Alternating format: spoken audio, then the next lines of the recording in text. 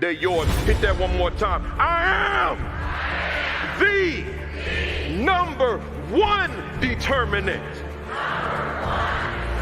of the success or failure. Here we go. Of my students. Hey, y'all, you have a strong summer. Kick some butt next year. Thank you.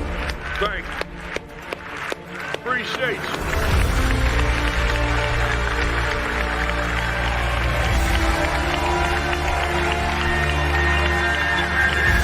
That's the mindset.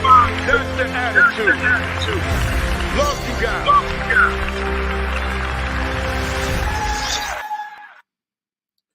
And we are live.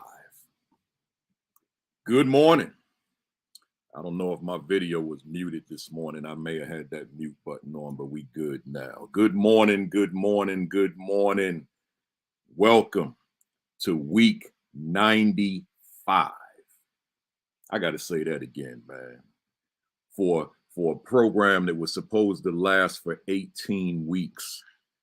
Welcome to week 95 of the Virtual AP Leadership Academy. And boy, do I have a special one today. Let me see who's in here. We got Rashid Noor is in the building. Janine Wilkins, all the way from Alaska, is in the building. Demetrius Scott, my man down in Moody, Alabama. Dr. Roz Gaskins in the DMV. We got Anne Marie Tarachi. Good morning to you. We got Robin Carrier from Houston, Lily Lanier in Rose Hill, North Carolina, Nicolette Lesniak up in Munster, Indiana, Nicklin West, all in the building. We got my man, Principal Josh Tovar. You threw me off last week, Josh. You got MPA Jaguars. I didn't know who that was. It's my main man. Morning to you, sir. Michael Benton, Cincinnati. We tried to win that Super Bowl, but y'all got a nice squad there, man. You're going to be relevant for a long time. Nikki Tolbert's in the building. Anne Marie is in the building. Cindy Jones, Garfar, WT, my man, week 95. Tony McClenny, Tracy Taylor. And, you know, I always mess up your name. I mess it up all the time. If I wasn't live, I could get it right. Let me just go. Ann Clay is in the building out there in Delaware. We got Priscilla Dunson Lee, John Hurix, my man. Michelle Gaffigan Watson is in the building. My man, Champion Principal, is in the building. Christine Clyburn McPherson. Arcella Austries in the building down there in Charlotte. Malik Douglas. And Josh, I saw that message you sent me, and I never got back to it because I've been swamped.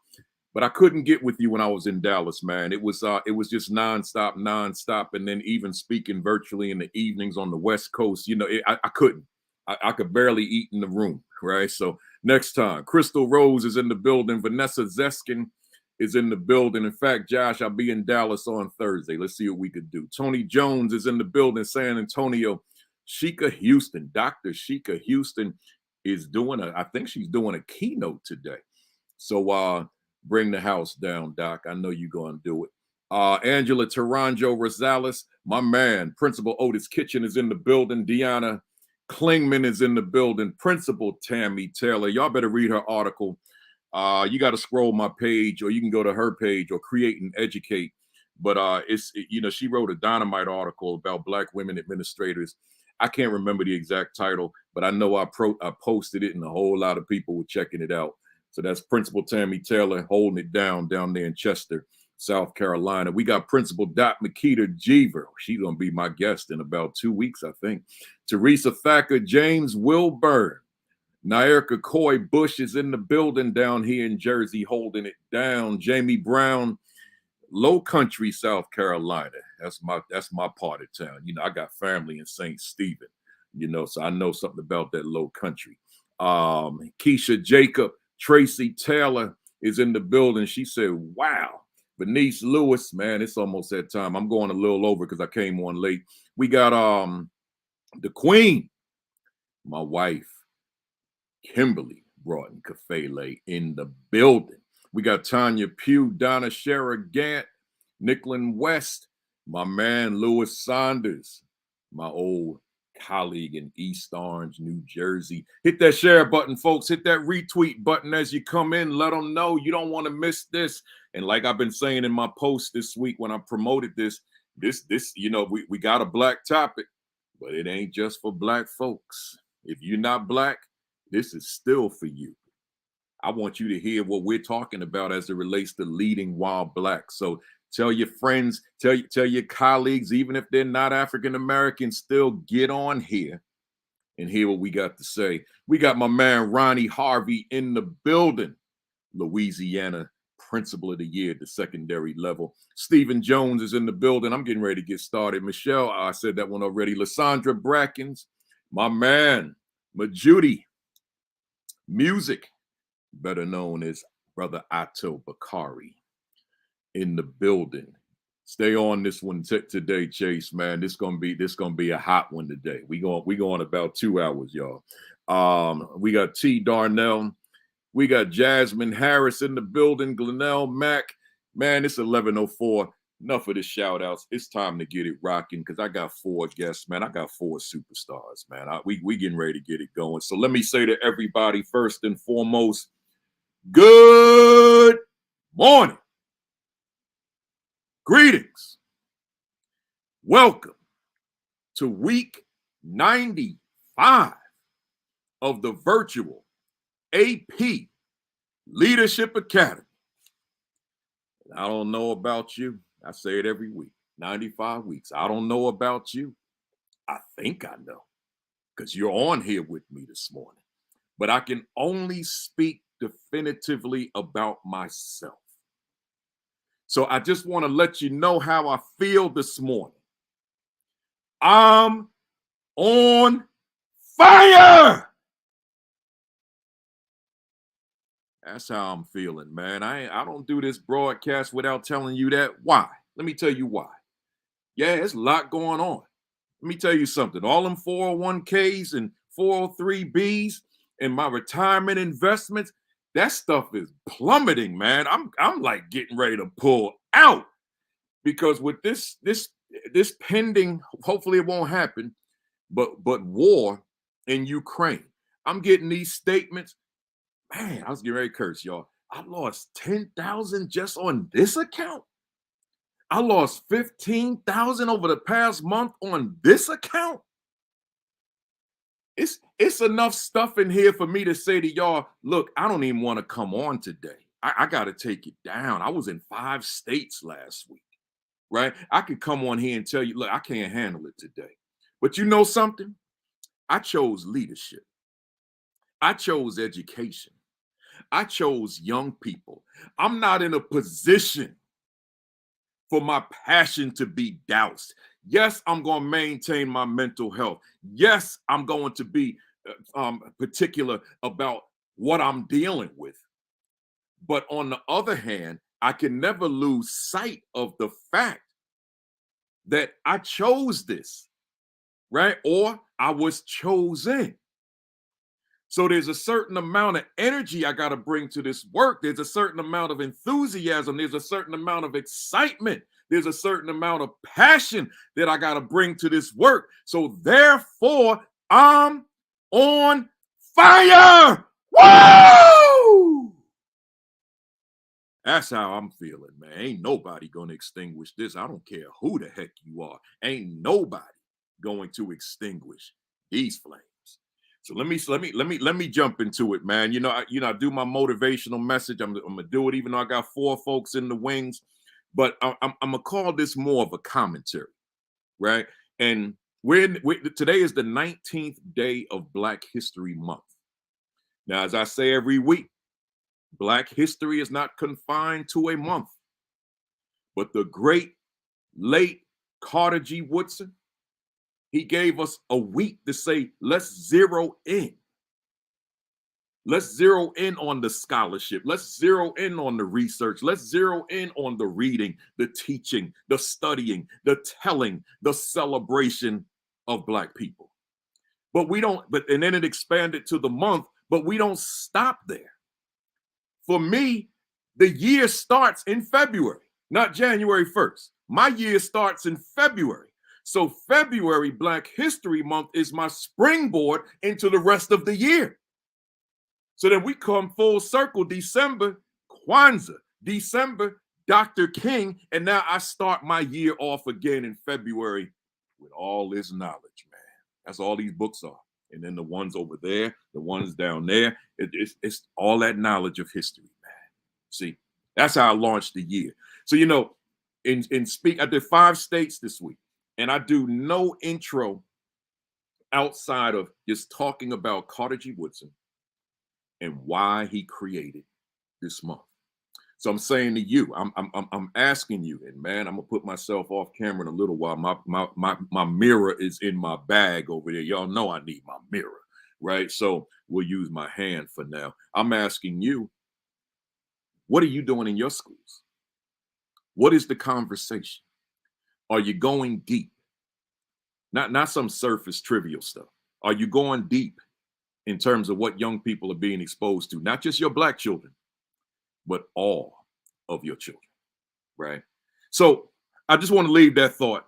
Let me get through these announcements. Number one, every week we got some first timers on here. So welcome to all the first timers. Don't let this be your last time. I know you can't be on live every week. You know, we're approaching week 100 soon, and that's big time. But just being here or watching the videos on the YouTube channel, Virtual AP Leadership Academy, that's always appreciated. Make sure you subscribe to it. I've been saying for the past couple of weeks, Learning Forward organization invited me to be a regular columnist for them. So I'm excited about that. I put my first article out for this month in February.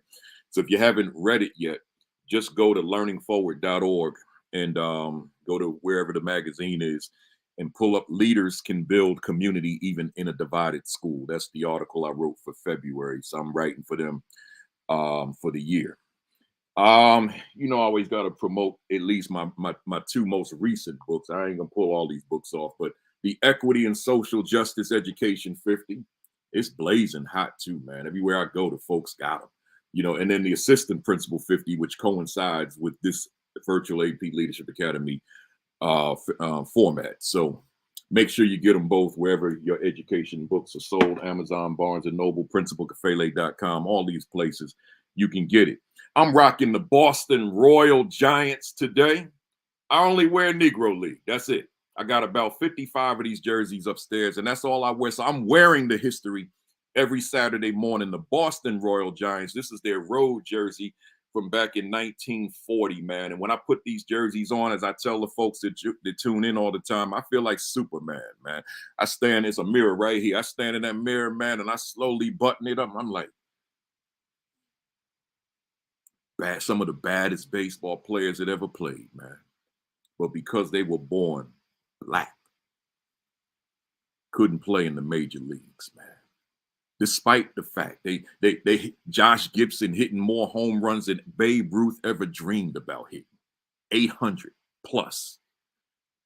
Satchel Paige telling the infielders and the outfielders, y'all go sit down. I don't need y'all. I'm getting ready to strike out the side. And then proceed to do it. Wasn't allowed in the majors until 1948 after Jackie Robinson. Won Rookie of the Year at age 42. Won the World Series the same year. Imagine he was in Major League Baseball at age 25. He came in at 42 and still won Rookie of the Year. So I wear these with extreme, hear me somebody, extreme pride, right? Hit that share button, hit that retweet button, let them know we are here. I'm getting ready to get it started. I'm just making a quick adjustment. We getting ready to get this thing started, man. I asked my guests, I said, you know, because I just met them all for the first time today, I think. And I said, can y'all go 2 hours if need be, right? Because it's a lot to say. And they said, no, I'm with it. I'm with it. So I'm getting ready to bring them up here, and then we'll get through their bio. So let me get this going. I got to make one last adjustment here, man. I got so many people here. I'm not as organized as I normally would be, but here we go. Here we go. Tiffany Spicer, are you there? Because it looks like you're not on camera. Oh, there you go. There you go. There you go. All right, I was getting nervous, man. I thought I'm gonna get Good morning, everybody. Good morning. Good morning. It's great to see you in the building. Great to see you this morning. Before I even read your bios, the folks can see your names, but before I even read your bios, I just want to ask you, how are you? You know, in the context of working within a pandemic and the challenges that accompany working in a pandemic, just how are you? Just give me your brief response to that. Any order. Let me go. Let me go with Dr. Spicer first. I'll start first. Doing okay. I just gave a board meeting Thursday night, and one of our board trustees says our teachers are tired, and I said I could not agree with you more. Yeah. So my job currently is to support teachers, principals, just the whole district. And right now, I feel like a lot of us who are in these positions of leadership are just pouring into other people, but we have to make sure that we're taking care of ourselves too, because we can't take care of others if we're not taking care of ourselves. So right now, it's just about pouring into them, building them up, re-energizing, refocusing, re-imaging. So we're doing a lot of those re's, but in the process, I know that I've really been trying to take care of me too, so I can continue the work and keep us moving forward in the midst of everything that's going on, pandemic-wise, racial-wise, political, you name it, that's going on. We have a response, and we have a call to just keep pushing. There you go. There you go. Cherise, how you doing? You know, I'm blessed. I'm blessed and I'm kept. And I'm not a person who says that a lot, although I am blessed and I do believe I walk in favor, but I don't go around saying, oh, I'm blessed. So I say that with humility because of the calling of leadership. And like Dr. Spicer said, that ability to pour into others, because we all are tired. And, you know, things are warm in schools. Things are, and I don't mean warm and cozy. We try to keep them warm and cozy, but things are heating up. And parents call and they're not happy. And we try to explain, you know, this isn't just happening here at school. This is happening everywhere. Everybody is tired. Everybody's feeling a little more jumpy and aggressive. And I feel blessed to be in a situation where I feel equipped to speak life into other people. And also the importance of taking care of myself. We just had our National African American Parent Involvement Day program, which was virtual. And we were blessed to have two awesome Black women come and speak. One of them being a therapist, Aisha MJ, she's phenomenal. And she talked about the importance of sleep and how sleep is the only time that your brain eliminates waste. And I said, okay, I'm going to bed early tonight and I'm going to get my sleep. And so just blessed to be able to share all of that with everybody and blessed to be here and get your sleep. Love it. I love it. I love it. Dr. Griffen, how you feeling? How you coping these days? Actually, I'm feeling good today. It's been a while since I've woken. I've awakened on a Saturday and woke up with a clear mind. And that's because yesterday felt like Friday for the first time in a couple of months. Y'all know what I mean by it feels like a Friday. Like it's Friday, you know, it feels calm. It feels like I've gotten some things done. And my work as VP of Diversity, Equity, and Inclusion, it's a lot happening inside our school systems, as everyone knows. I'm looking at the political context, the social context, and the impact it's having on teachers, per what Dr. Spicer just said about teachers being tired, teachers burnt out, students are tired, students are burned out. It's us trying to get through new policy decisions, new curriculum decisions, new development decisions. And I'm in those spaces, thankfully. I met with the CEO yesterday for my mid-year, and we had a nice chat about my leadership. And, you know, he just asked me, he always asks me, like, hey, how are you doing? How's the family? And I'm just like, hey, you know, it's February. We call it the new October. But March is almost here, and we're just ready to roll. So I'm feeling pretty good and excited to be here with you and everyone else. Appreciate you. Dr. Carey, how you feeling? I am feeling awesome this morning. I can echo everything that everybody has said. My secretary, my administrative assistant, Miss Sandra Dorsey Butler, hopefully she's watching and give you a shout. Every morning when I walk in, I ask her how she's doing. She always says, I'm blessed and highly favored, and she means it. Yes. I remind myself every morning that I'm in control of my joy, and no matter what happens, I'm not going to let anything or anybody steal that, just like you, Principal Kafele. Nobody's going to put this fire out. It's ironic that, you know, it's week 95, when my journey in education started in 1995. Wow. Oh, wow. And you said this is 19th day of Black History Month, and I was born on June the 19th. Juneteenth. I'll tell y'all the year. So it's some numerical significance there, but I am so blessed and very, very thankful to be here with these awesome individuals and with you, Principal Kafele. We followed you for quite some time, and a colleague of mine was on the phone with me this morning. He said, "Have you ever met him?" I said, "No, I've never met him. This will be the first time that we'll have ever had a chance to speak. We've kind of gone back and forth on social media a couple of times, and of course, email this week." But it is certainly my pleasure to be here with you all this morning, and to answer the question that you actually asked. I'm feeling awesome this morning. There you go. There you go. I want to share with my audience, with our audience this morning, your bios. Of course, these are not your complete bios. I asked for it, to be short because of time. But I want to acknowledge, I'm always looking at the comments while I'm listening, and somebody criticized me for that one day. But that's the regular folks on here know all about that. But anyway, there's one that caught my attention. I just got to read this one. Demetria Gethers, I believe it is. It said, "Good morning. I was just appointed as assistant principal here in Tampa, Florida.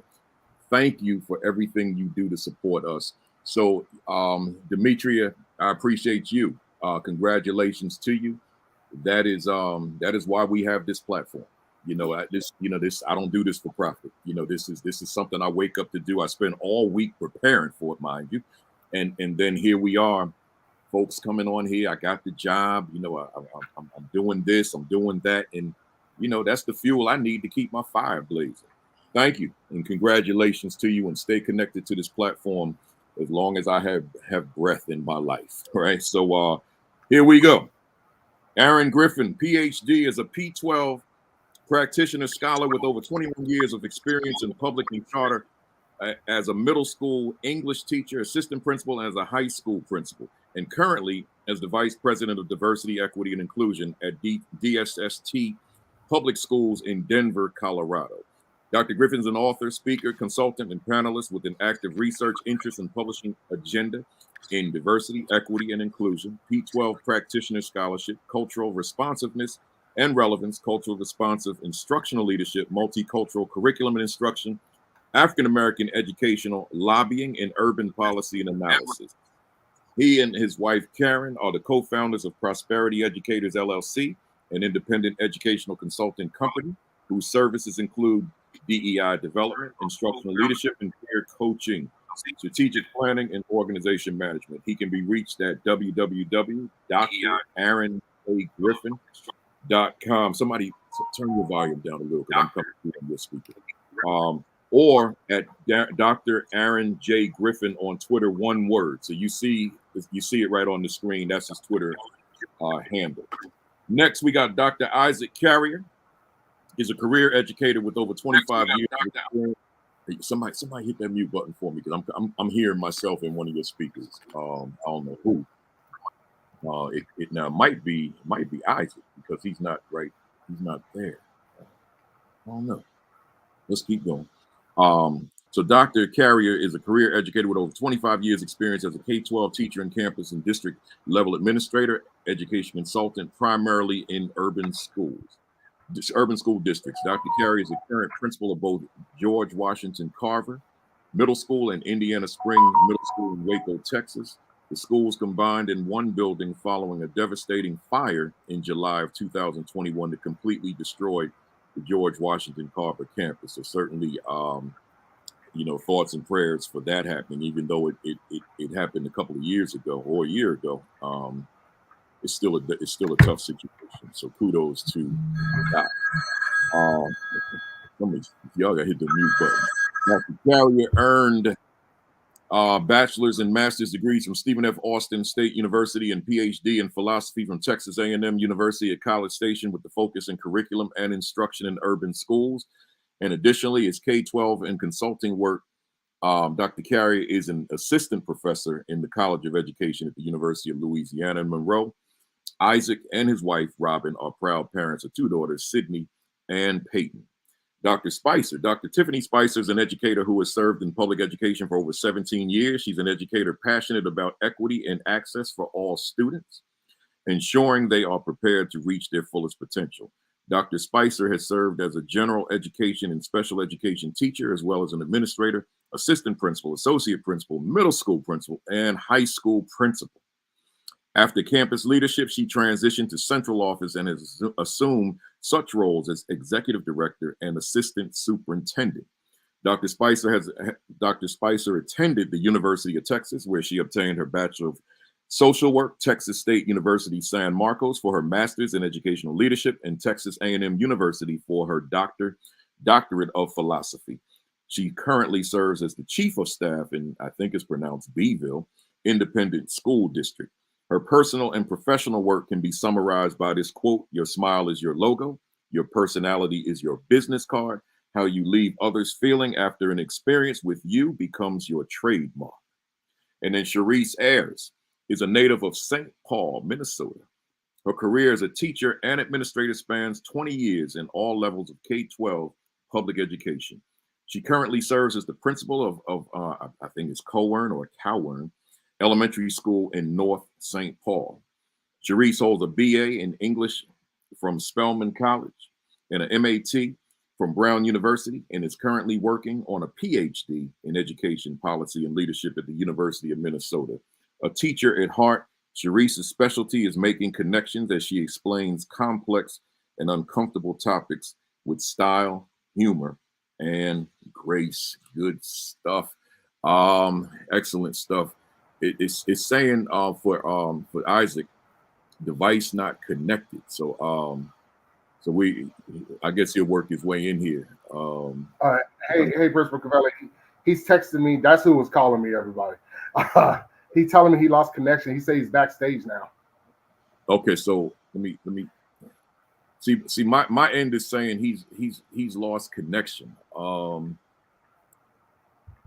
Yeah, I can't even get him. It says device not connected. Tell him to log out and come back in. All right. Right.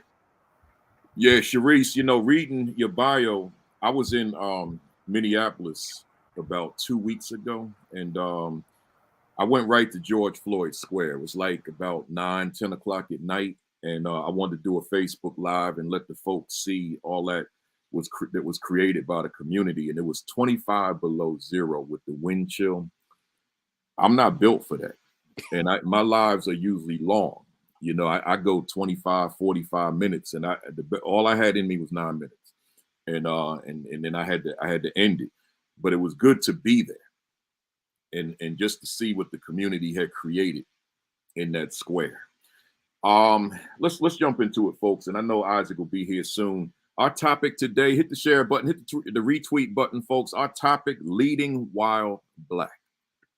Leading while Black. And I spent the week, I normally spend about a week putting these questions together because I'm researching the people who are on. They're always saying, wow, how'd you find out so much about me? I say, because I'm a professional and I do my research.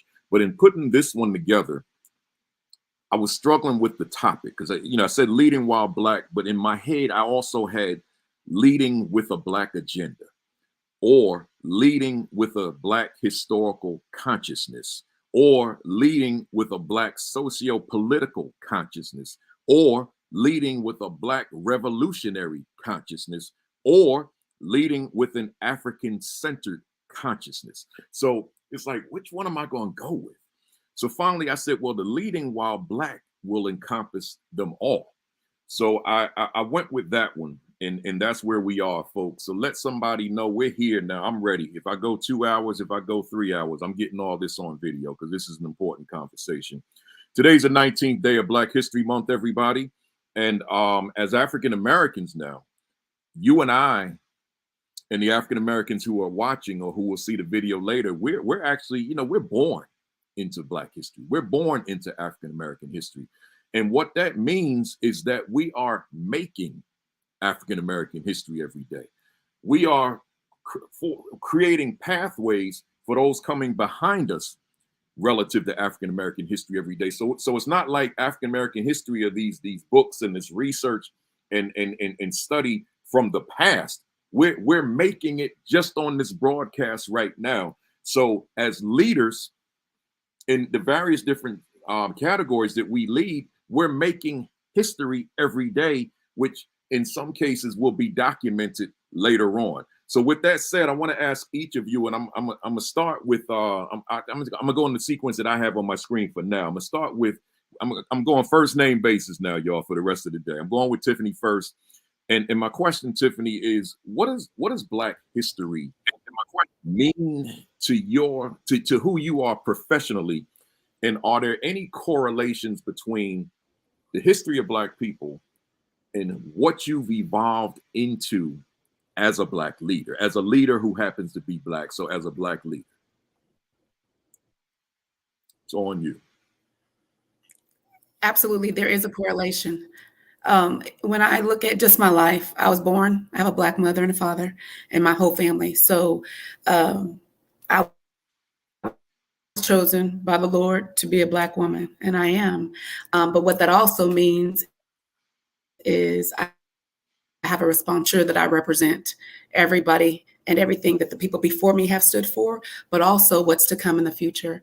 And so in the chapter that I wrote in the book by Dr. Griffen and Dr. Cherise, it just talks about the fact that even when I don't think anybody's watching, they're watching, because I am creating history, whether I'm serving as a principal or a chief of staff, whether I'm going to the grocery store. Whatever I do is a reflection of Black people, Black women, of that. And I know that my life, whatever decision I make, good or bad, is going to be a part of history. So I know I have a calling and a standard that I have to hold myself to, but also do that for the students who see me, my Black students, my white students, my brown students, everybody, because. Uh-oh, what's going on here? Now we lost another one. Hang on. Yeah, and Dr. Ayers have an issue. I told him to shut down his whole laptop and everything. He says every time he logs in, it says waiting on host. Waiting on host? Yeah. So I told him to take a screenshot for me. This is normal in virtual world, everybody. This is what happens in my meetings every week. Yeah, this is a first for me. Yeah. Now, Tiffany, I was able to get back. She's coming on now. Here she is. I don't know why he's not. And I know it's not a spacing issue because I can accommodate 10 people. No, so, I think, yeah, he's restarting his camera. I told him to restart it so he can clear his cache so he can come back in. Yeah, that might be what it needs. And I'm good because I'm not even using Wi-Fi. I'm connected to the router directly. And all right, well, let's keep it moving and see how that goes. I think, Tiffany, had you exhausted that thought?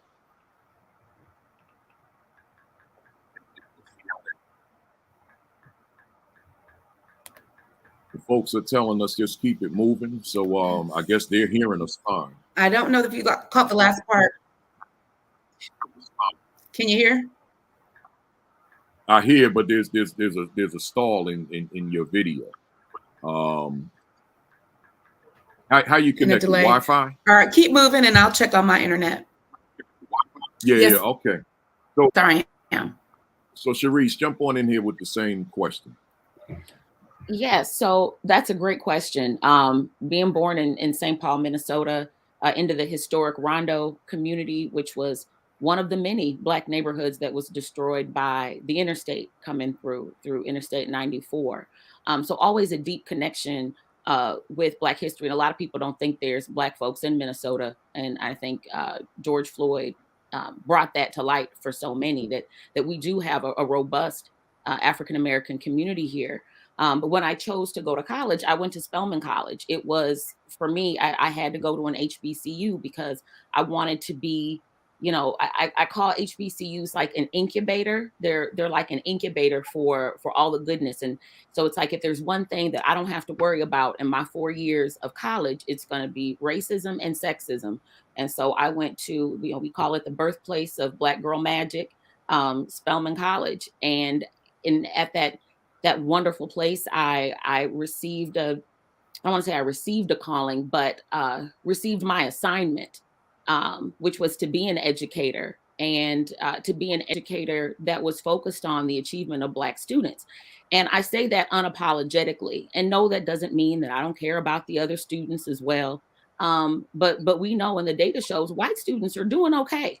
They're doing better than okay. They're thriving. And I take it to be my mission as an educator to make sure that Black students are thriving, because historically we are disenfranchised and marginalized. And so we have to be just as intentional as with the moving forward of that agenda as white supremacy has been intentional in destroying it and destroying Black children. And so, again, historically speaking, it's about helping our children to learn that they get to make history as well, and to go out there and be bright and be bold. Strong stuff. I appreciate you saying everything that you said. Let's go with Aaron. Yeah. So, what's interesting about your question is the first thing that comes to mind is, and I share this openly with folks. I often struggle with fully celebrating Black History Month, and part of the reason for that is not that I don't appreciate and love that we have a Black History Month. It's just that I'm Black 365. And I've always been that way ever since I started at Prairie View A&M University in 1992. Growing up in Corpus Christi, Texas, predominantly Hispanic. What's interesting and ironic is that the elementary I went through to Solomon M. Coles, that was a Black freed slave who became a minister. And that school was the first high school to win a state baseball championship. And if y'all recall, for those of you from Texas, you remember we had the UIL and we had the PWIL, or the PVI, the Prairie View Interscholastic League. That was the Negro League in high school sports. And Solomon M. Coles won a state football championship in that as well, at the same time that my high school I graduated from, Miller High School, won the state championship. They won it in the same year. So Corpus Christi had two state champions at the same time, the white school and then the Black school at the same time. So going to Prairie View, as a freshman, and realizing that and sneaking up to the 5th floor, for those of you who went to PV, that's the archive, and actually seeing the PVIL pictures and looking through the books, was pretty surreal. And several of my friends, especially one of them, Marquise Bowden, his dad was on those state championship teams, and I didn't know that. And I see this man. We played softball and basketball football together, and I see this man, and I'm getting chills right now. I said I watched this man almost every day, and didn't realize that he was one of the first. He was one of the pioneers. So going to Prairie View was very it's a cultural shock, because I hadn't been around so many Black people at one time in a classroom or anywhere like that besides in my hood or Hillcrest, at the park or something. But actually sitting in a classroom and listening to the intellect and recognizing, like, what, there's something here, like calling, it's a purpose. And I determined I was majoring in engineering. That's why I went to Prairie View. And I made a decision after walking in the physics class and seeing that sigma with the infinity. I'm like, I'm done. I don't know what that is. I'm gonna go be an English teacher. I went and majored in English. I switched majors. I literally walked out of class, y'all. Don't do that. I literally walked out of class and changed majors. And I determined that when I became an English teacher, I would do everything in my power to educate children that look like me, that grew up like me, my Hispanic friends, Black friends, white friends, second language learning friends, and that I would infuse multiculturalism inside the curriculum every which way I can. And that's what got me into the principalship. I determined I didn't like the curriculum. I didn't like it. There's not enough representation. So that's why I wanted to become a principal and a superintendent. And then going to what I do now, like I say, it's Black history every day. It's not that I necessarily have a Black agenda, but everybody knows where I work and where I live, that Aaron shows up authentically as who he is. Like, this is me all day, every day. I'm silly. I talk a certain way. I had a colleague tell me, Aaron, I don't think you code switch. I said, I do code switch. She was like, no, the way you talk to the kids is the same way you talk to the CEO. I've heard you walk up and go, what's up, bro, to the CEO, and then go into a school and go, what's up, bro, to the kids. I'm like, really? I didn't know that. So leading while Black, I know that's our thing. That's just me. Authentically, Black history is powerful to me because I live it every day. And I feel like that when I show up and do my work and do the things in the spaces I'm in that a lot of our kids, especially my two black boys, are watching it happen in real time. Yes, sir. Strong stuff. So what, if my takeaway could be one word, the authenticity. So you being your authentic self 24/7, 365, lifetime. Isaac, you need me to read that again, that question? Yes, sir. Would you please? Just saying, what is our history? What does Black history mean to you, and particularly professionally? And are there any correlations between our story and who you evolved into professionally within your leadership? Well, so I like Aaron. I see that every day is Black history. I won't relegate our history to 28-day month. There is a huge correlation with my career and what I'm doing and how I got here. Earlier you said either you chose or you were chosen. I was chosen, and it took me a while to understand that. I went to a predominantly white school. It was the same school that had integrated. My father went to the Black side of that school, and then they integrated. And so the middle school that I went to was actually named after his high school principal. As one of my elementary principals, I think was the first Black principal in that school district, and he actually was my dad's band director at the Black school when he was in school. And so it's a whole lot of history there. But my mentor to this day, one of Mr. Raymond Pope, was my agriculture teacher, and I met him in the 8th grade. And I, believe it or not, was in FFA. I raised chickens, and I did the whole livestock show thing. And the man is quite honestly almost single-handedly responsible for where I've actually walked in his steps. Got my first job as a teacher because of him. And one of the reasons I say I was chosen, because he and my mother stayed after me to have a backup plan. Had done 2 years of internship with DuPont Agricultural Products when I was in college, and I just knew that's what I was going to do. I had made more money as an intern than I'd ever seen. Got on an airplane for the first time because of that opportunity. And anyway, they stayed after me to get teacher certification. Well, that's the last thing I wanted. And it turned out to be the only thing I've done.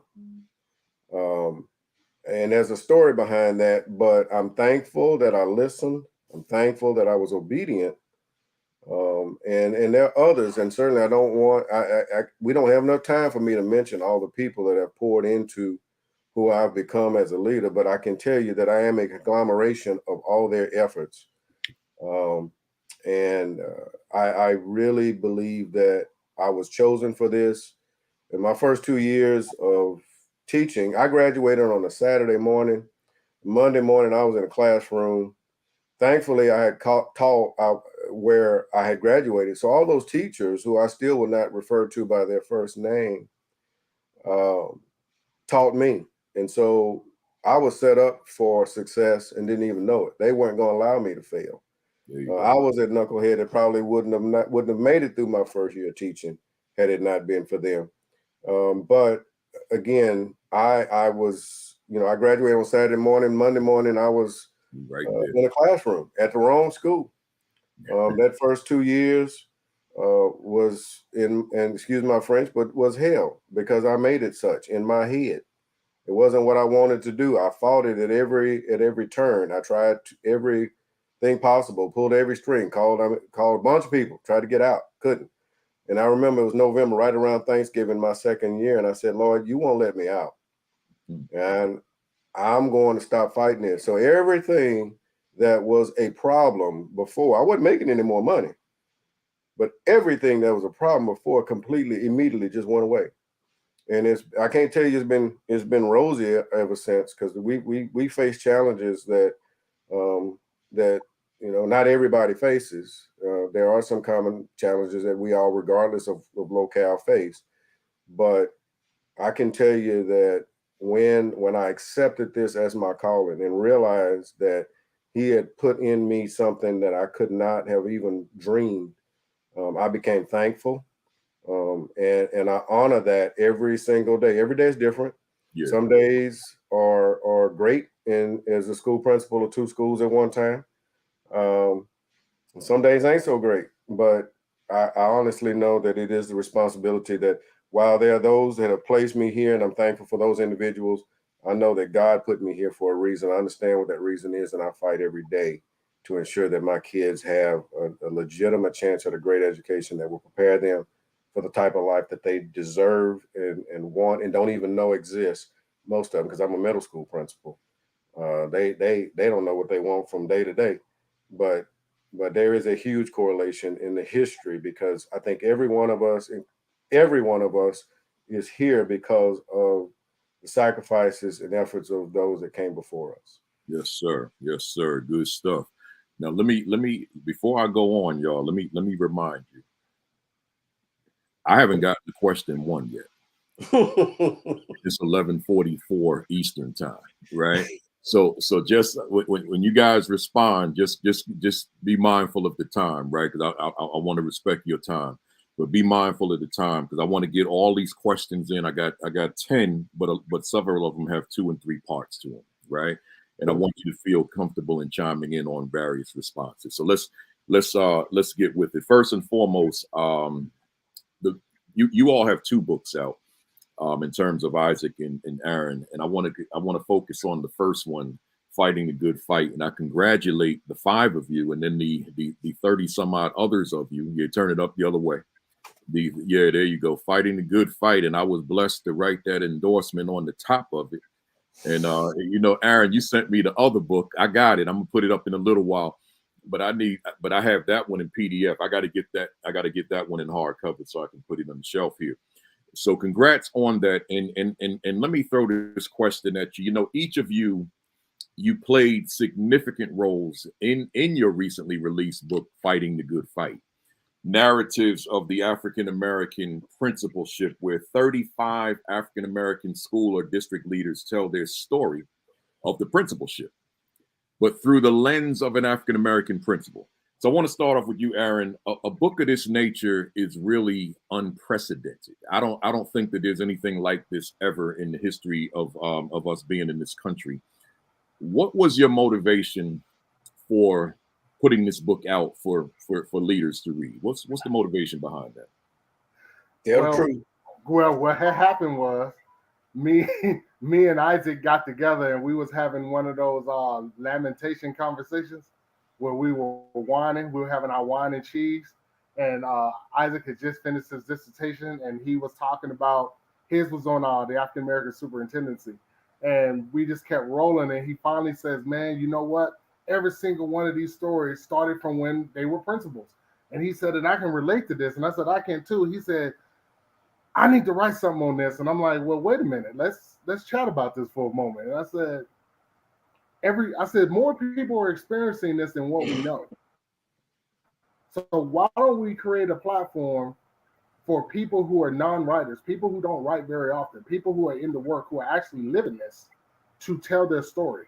And, we got with the publisher, and they were like, "Hey, what theory?" No, we're not going to use theory. We're not going to use theory. We're not going to use a conceptual framework. We want people to tell their story in 1,000 to 3,000 words exactly how it is. Because to your point, that's not what our research is. It's always people researching us and using a theory. Or no, we want the exact word from beginning to end, what that experience was like.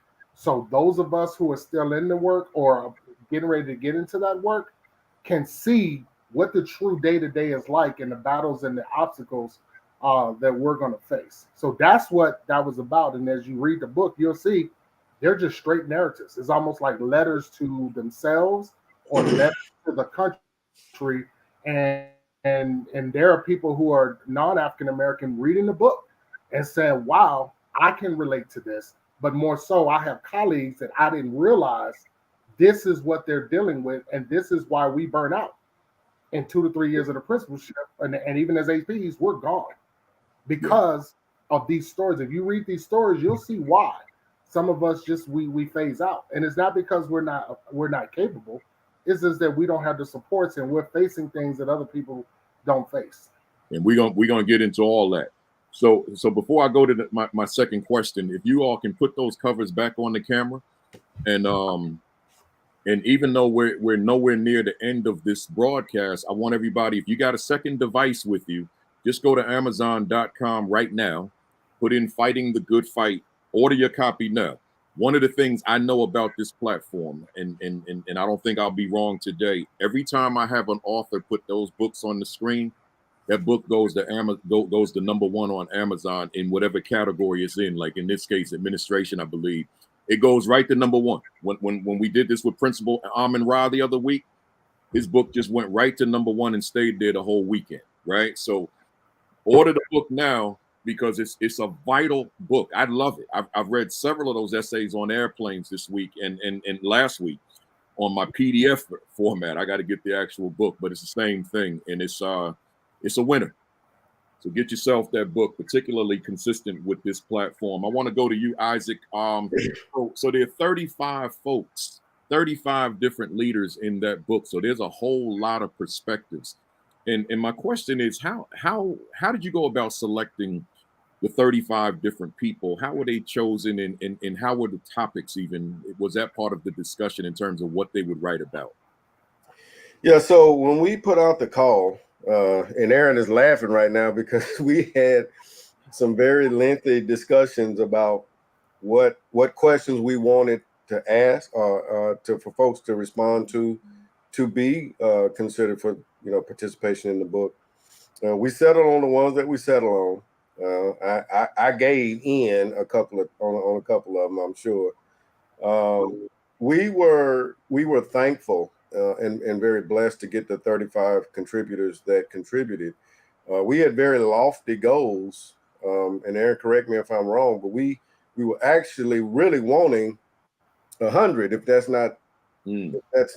I'm not mistaken, Aaron. And so we mulled that over, and we in speaking with our publisher, we came to realize that if we were able to get just a quarter of that, we would have been doing really, really well. And we were thankful, we were blessed to have the 35 individuals that ultimately contributed. Now, there were others that wanted to, but, and I'll say the 35 that did made a sacrifice of time just to complete the proposal because there would have been many, many others had they not have to have that step to write first and send to us for selection. So we did have a goal of about 100 initially, and as it always turns out, the 35 that ultimately participated could not have been any better for us. Excellent. Let me go to Tiffany. Tiffany, your essay is entitled "Culturally Responsive Leadership: Making History and Staying the Course." So I got a two-part question for you. First, tell our audience, and keep in mind, our audience is primarily assistant principals, aspiring assistant principals, new principals, and then other categories of leadership, but the core is always the assistant principal. But tell our audience what you mean by culturally responsive leadership, and how can they become culturally responsive leaders? That's a great question. In its simplest terms, being aware, situationally aware of who your audience is. Your students, your teachers, your parents, your community, their background, race, religion, gender, sexuality, being aware of who you're serving and listening and responding.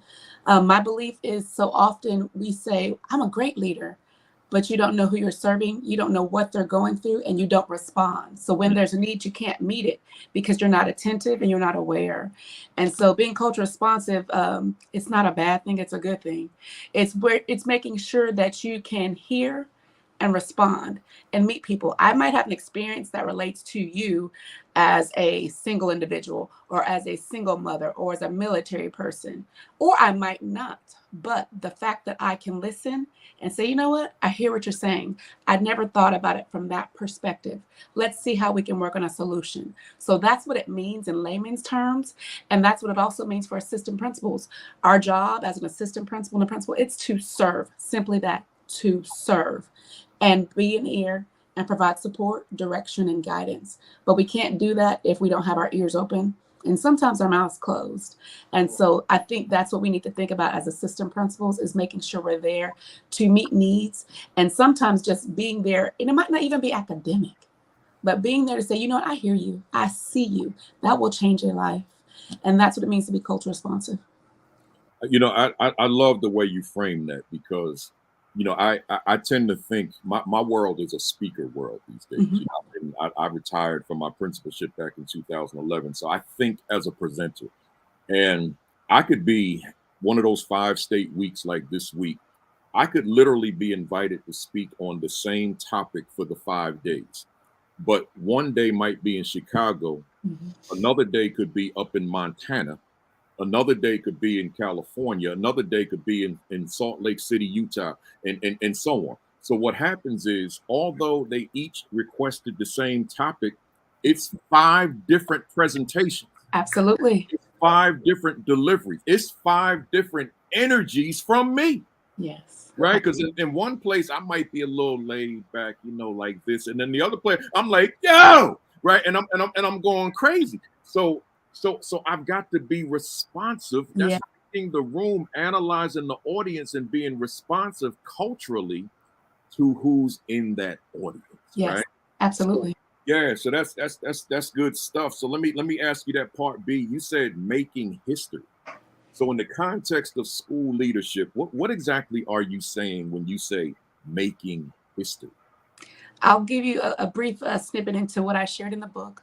I worked in a district in the Austin area, and 2014, I became the first African-American principal in that district, the whole district, elementary, middle, high school.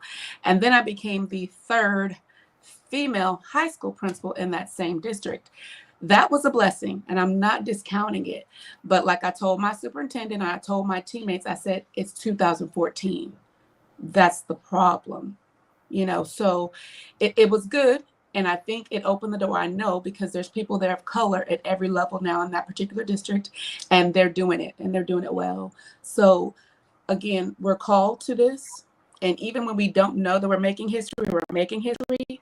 And so because of that, there's a standard of excellence that we have to set and model and lead, and we open the door for other people. So even now, I'm looking at, you know, superintendent jobs. When it's time, there's 6 African-American women right now in Texas out of 1,200.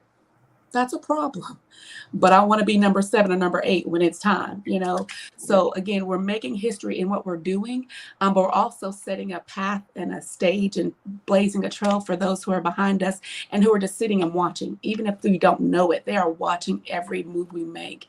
And so we are called, and this is I'll say, humble opportunity to do that. So we're doing it.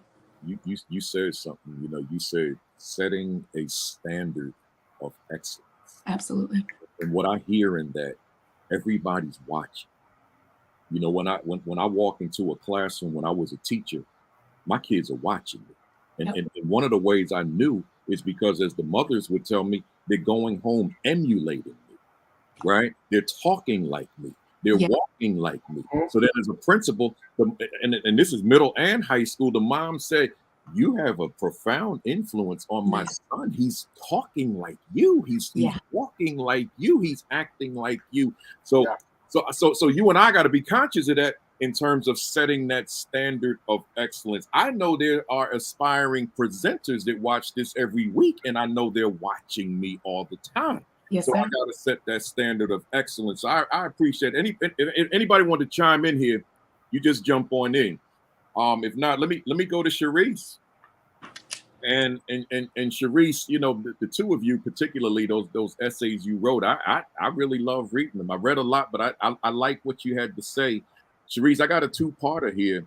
Your essay is entitled "The Journey to the Assistant Principalship." I'm really glad you're on here in terms of that particular topic. And anyone who knows my work knows that this title is going to resonate with me on just a multiplicity of levels, because, you know, I wrote a blog a couple of years ago that was entitled "The Assistant Principalship, the most misunderstood and underutilized position in all of education." Of the 60 some odd articles and blogs I've written, that's the one that went viral. So then went on and wrote the Assistant Principal 50 on the strength of that blog, and then created this platform. So with that, my question to you, for a book whose readers will probably be primarily African American. Hopefully it's more than just African Americans that read it, because I would want others to know what we're thinking as leaders. So, but African American school leaders and aspiring school leaders, what was the motivation, Cherise, behind delving into the journey of the assistant principalship?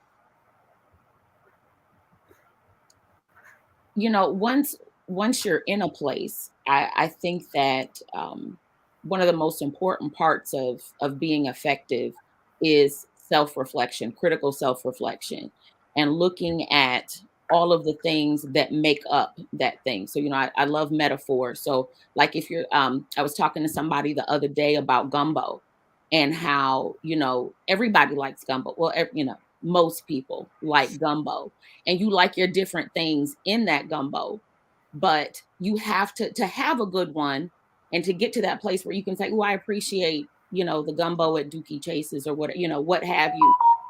You got to go back to the basics. So like, how did you get there? And you have to start with that root.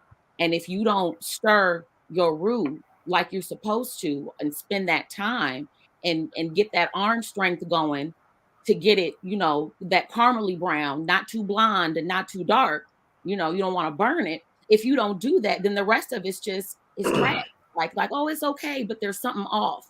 So that journey, and going back and talking about all those different pieces, and starting with that basic layer, like, how did I get here? And in my chapter, I talk about, I didn't know I was becoming an assistant principal. I just thought I was going to work as a teacher, because that's what I was called to do. I was called to teach. And someone said to me the other day, a student did, I was in a classroom, and they said, Mrs. Ayers, how come you can't be a teacher? I said, I'm a teacher of teachers. I'm still a teacher. But to be able to explore foundationally, how did you get there? What were those extra pieces that got you to that place to where, okay, now I'm not just a teacher leader, but I'm a building leader, and I'm responsible for all of these teachers and all of these students, and all of the support staff, right? And being responsible for helping them and aiding them. And if we go back to the gumbo, giving them nourishment, right? But then giving them something to sing about, giving them something a little spicy, giving them something savory, a little sweet, you know? And so that's how I got to that place of really wanting to write about that journey and that evolution. And then, I mean, I don't know where I'll be next, but you know, I'm a principal now, and I was a principal when the book was published. But when I wrote it, I was an AP. Yeah. So, you know, the story could then be said, then the evolution to principal. Or actually, you know, when the book was published, I was an equity leader in my a new district. I was the supervisor of equity. So journey to that. And so whatever the next thing is, all of these pieces along the way, you know, my bell peppers, my chicken, my andouille, all of those things are getting me to where I am and where I'm going, and being able to give that flavor to other people. I love it. You know, I said a two-parter, but you said some things that's making it a four-parter. Now, first, as an aside, we got a bunch of Louisiana folks on this thread right now. And I my ignorance came through when I had the principal of the year of Louisiana, Ronnie Harvey. And I mentioned, I thought you could put fish in gumbo. And everybody laughed at me. My wife even laughed at me. I'm just going to ask you, can you put fish in gumbo? I'm not from Louisiana. So that's why I'm asking you, because you a northerner. I am a northerner, but I will say, you know, I think you can put as being culturally responsive, you can put in the gumbo whatever serves your audience. So, you know, some people now see historically, they will tell you, well, we don't put fish in gumbo. Well, we got new palates. We got to teach to the new palate. So if we stay with the old stuff and say, well, you can't put fish in gumbo, we're going to miss a whole bunch of folks. We're going to harm some people. Some people won't get to have gumbo. What if you're allergic to shellfish and you can't have crab? What if you don't eat meat, but you're a pescatarian? I say gumbo's for everybody. Put some fish in it. Well, I'm gonna tell you now, Cherise, they lighten you up in the comments. Yeah. I've never had fish Yeah, but the other thing I wanted to ask you, my wife said, "Good answer." Thank you. But they lighten you. Christy Floyd said, "No fish in the gumbo." Right. So, we gotta evolve. But the other thing I wanted to ask you, Cherise, with you having been AP when you wrote the essay, and then by the time it was published, you were principal. Was that transition coming out of the assistant principalship?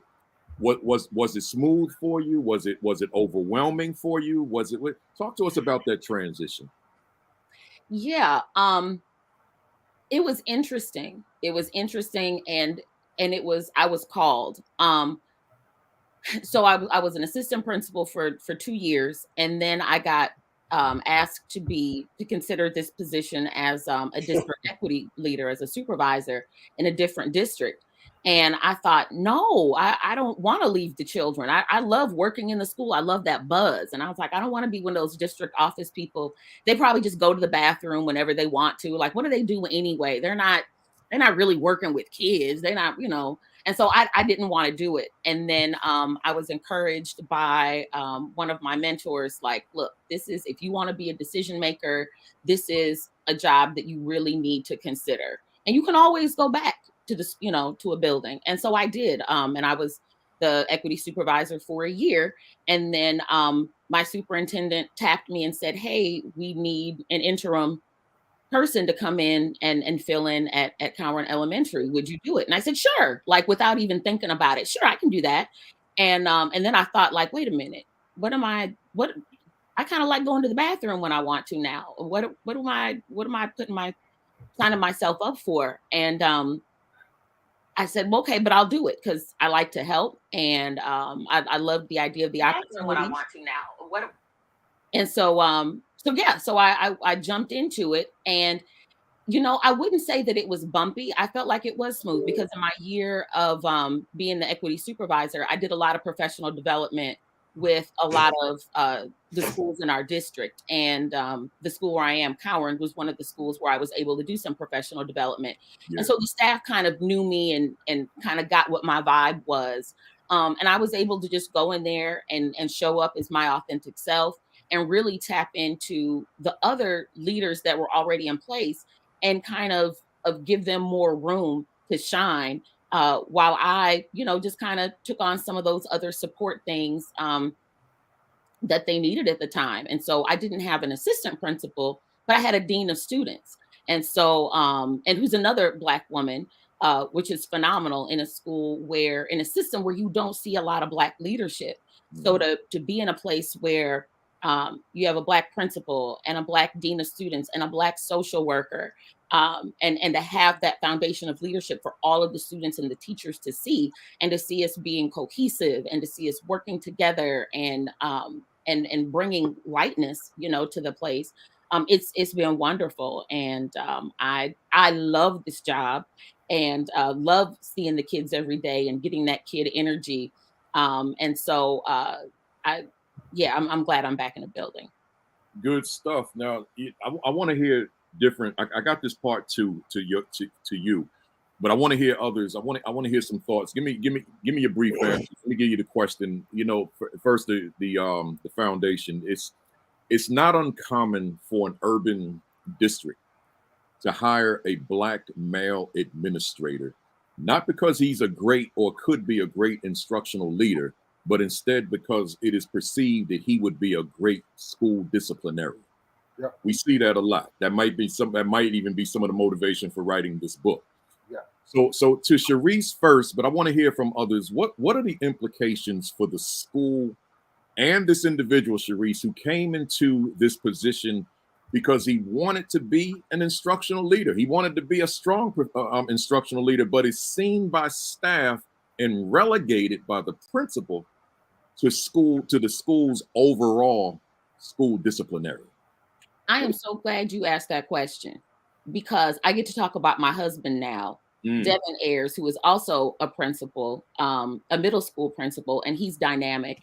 And he always talks about Black men being in leadership, and there's this idea of them being like the junkyard dog, like they're gonna come and they're gonna bark at all the kids and keep them in line, and that's not who they are. That's not who they should be. That's not who anybody really should be. And I think, Principal Kafele, when you talk about the assistant principal being underutilized and misunderstood, it's that piece right there. That should be no one's job, to come in and just be a disciplinarian. And so I think if you're that Black man or that Black woman and you find yourself relegated to this position, just kind of say no. Like, you're always infusing yourself into instructional conversations. When students are having behavior issues, again, if we're self-reflective, it's foundationally probably rooted in instruction. Either the instruction is not meeting that student's needs, it's above them, it's not culturally responsive. And so if a person is just asked to talk about behavior, all right, fine. You want me to talk about behavior? I want to talk about teacher behavior. I want to talk about how much time are you putting into your lesson plans? I want to talk about how are you differentiating? I want to talk about how are you showing up and showing all of your students that you care about them. I want to talk about the tone that you're using when you talk to students. I want to talk about the seating arrangements. Teacher behavior is what influences student behavior. Students are going to show up and be students every day. But teachers and administrators, look, we went to school to get degrees and to do this work. So we need to look at it as work. And so I would say that, yeah, flip it and make it about adult behavior, because that's what we need to look at. Adult behavior change. It's the ABCs, adult behavior change. And that will get us where we want to go with our students. ABCs, adult behavior change. Love it. Anybody else want to chime in on that? Black men being hired to be school disciplinarians instead of being that instructional leader and all the other aspects of school leadership. Well, so I think you hear that a lot. I know that in my research, when I was doing my research study, that came up amongst all of the individuals I spoke with. My experience was a little bit different, because I don't know that I was viewed that way when I became an assistant principal. I was very young. I was 26 years old. I was from the country, and I was coming to the big city, and it truly was a country kid come to the big city with the heads, head in the clouds, really. I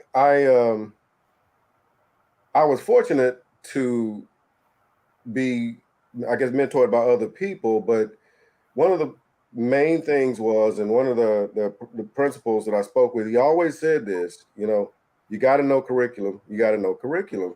And I didn't know what that meant. So what I started out doing was trying to learn content in all contents, and that's not possible. Maybe it is possible. It wasn't possible for me. And so it wasn't until I learned what being an instructional leader actually meant and what that required did I make the ascent into the principalship. Because as we use buzzwords like lead learner and things like that, but you got to walk the talk. And if you cannot do that, you can't fake the funk on that. Teachers know whether you know what you're talking about or not. You should, and I'm a teacher. I don't care what positions I've had. At the end of the day, I'm a teacher, and if it give me sufficient time, and I can, time to prepare, I can go and teach anything. I'm not saying that I'm going to be great or greater than some that regularly teach that content, but it is about truly understanding and being able to lead and coach around instruction. So I've had to be the heavy, and I think early on I embraced that. And I didn't know any better. I didn't know anything different. I was like, well, I got to get these. I remember this. And this is, again, I was young. And at a high school, a ninth grade campus where most of the kids were bigger than me. And I remember I'm a former football player, so I thought I was, kind of rough. And I remember saying to my principal, I guess I need to get back in the weight room. And he said, no, you don't need to do that for that reason. Yeah. He said, you just need to work on, establishing relationships with your kids. And I had another colleague tell me one time, you want people to respect you, not fear you. Right. So you don't have to be loud all the time. And because you're getting you might get the outcome that you want, but not the way you want it. And it won't last that way. Yeah. And so, yes, I've seen it where, unfortunately, African-American males in particular, but it certainly goes the same for females as well, that, they're hired to these positions so they can control the kids. And that's just not, that's just not the way it should be. And it certainly, if it is, let's say you got there for that reason, you don't have to stay in that space. You continue to learn, you continue to grow, you continue to expand your capacity into that instructional leadership role if you don't currently have it. If you have it and you're hired for that reason, then let that other side shine, right? Don't allow yourself to be relegated to what others believe you should be focused on. That's not how that works, at least in my opinion. Yeah. One of the things you said, and folks that are on this platform regularly or hear me live, faking the funk, calling it psychedelic, right? When you fake the funk, your nose will grow, right? And everybody's going to see it, right? The young heads out there, you don't know what I'm saying, just Google it, right? Anybody else want to jump in on that one? What I wanted to add to that was like if you read these chapters, when you read these chapters, you're going to see that nuance out there and how many folks were relegated to that disciplinary role while trying to become a principal. And, I know there's this whole argument right now around, banning certain conversations and things like that. But if you look at it from literally a structural and a systemic lens of why Black men are relegated to that role and why we can't make principals, like it takes us longer to become a principal. And the reason for that is because when we go apply to be principal and we go interview, people say we're not instructional leaders. People say we don't have an instructional lens. Where if I've spent 3 to 5 to 10 years only dealing with discipline, and every opportunity I have to learn curriculum, I'm moved out of that.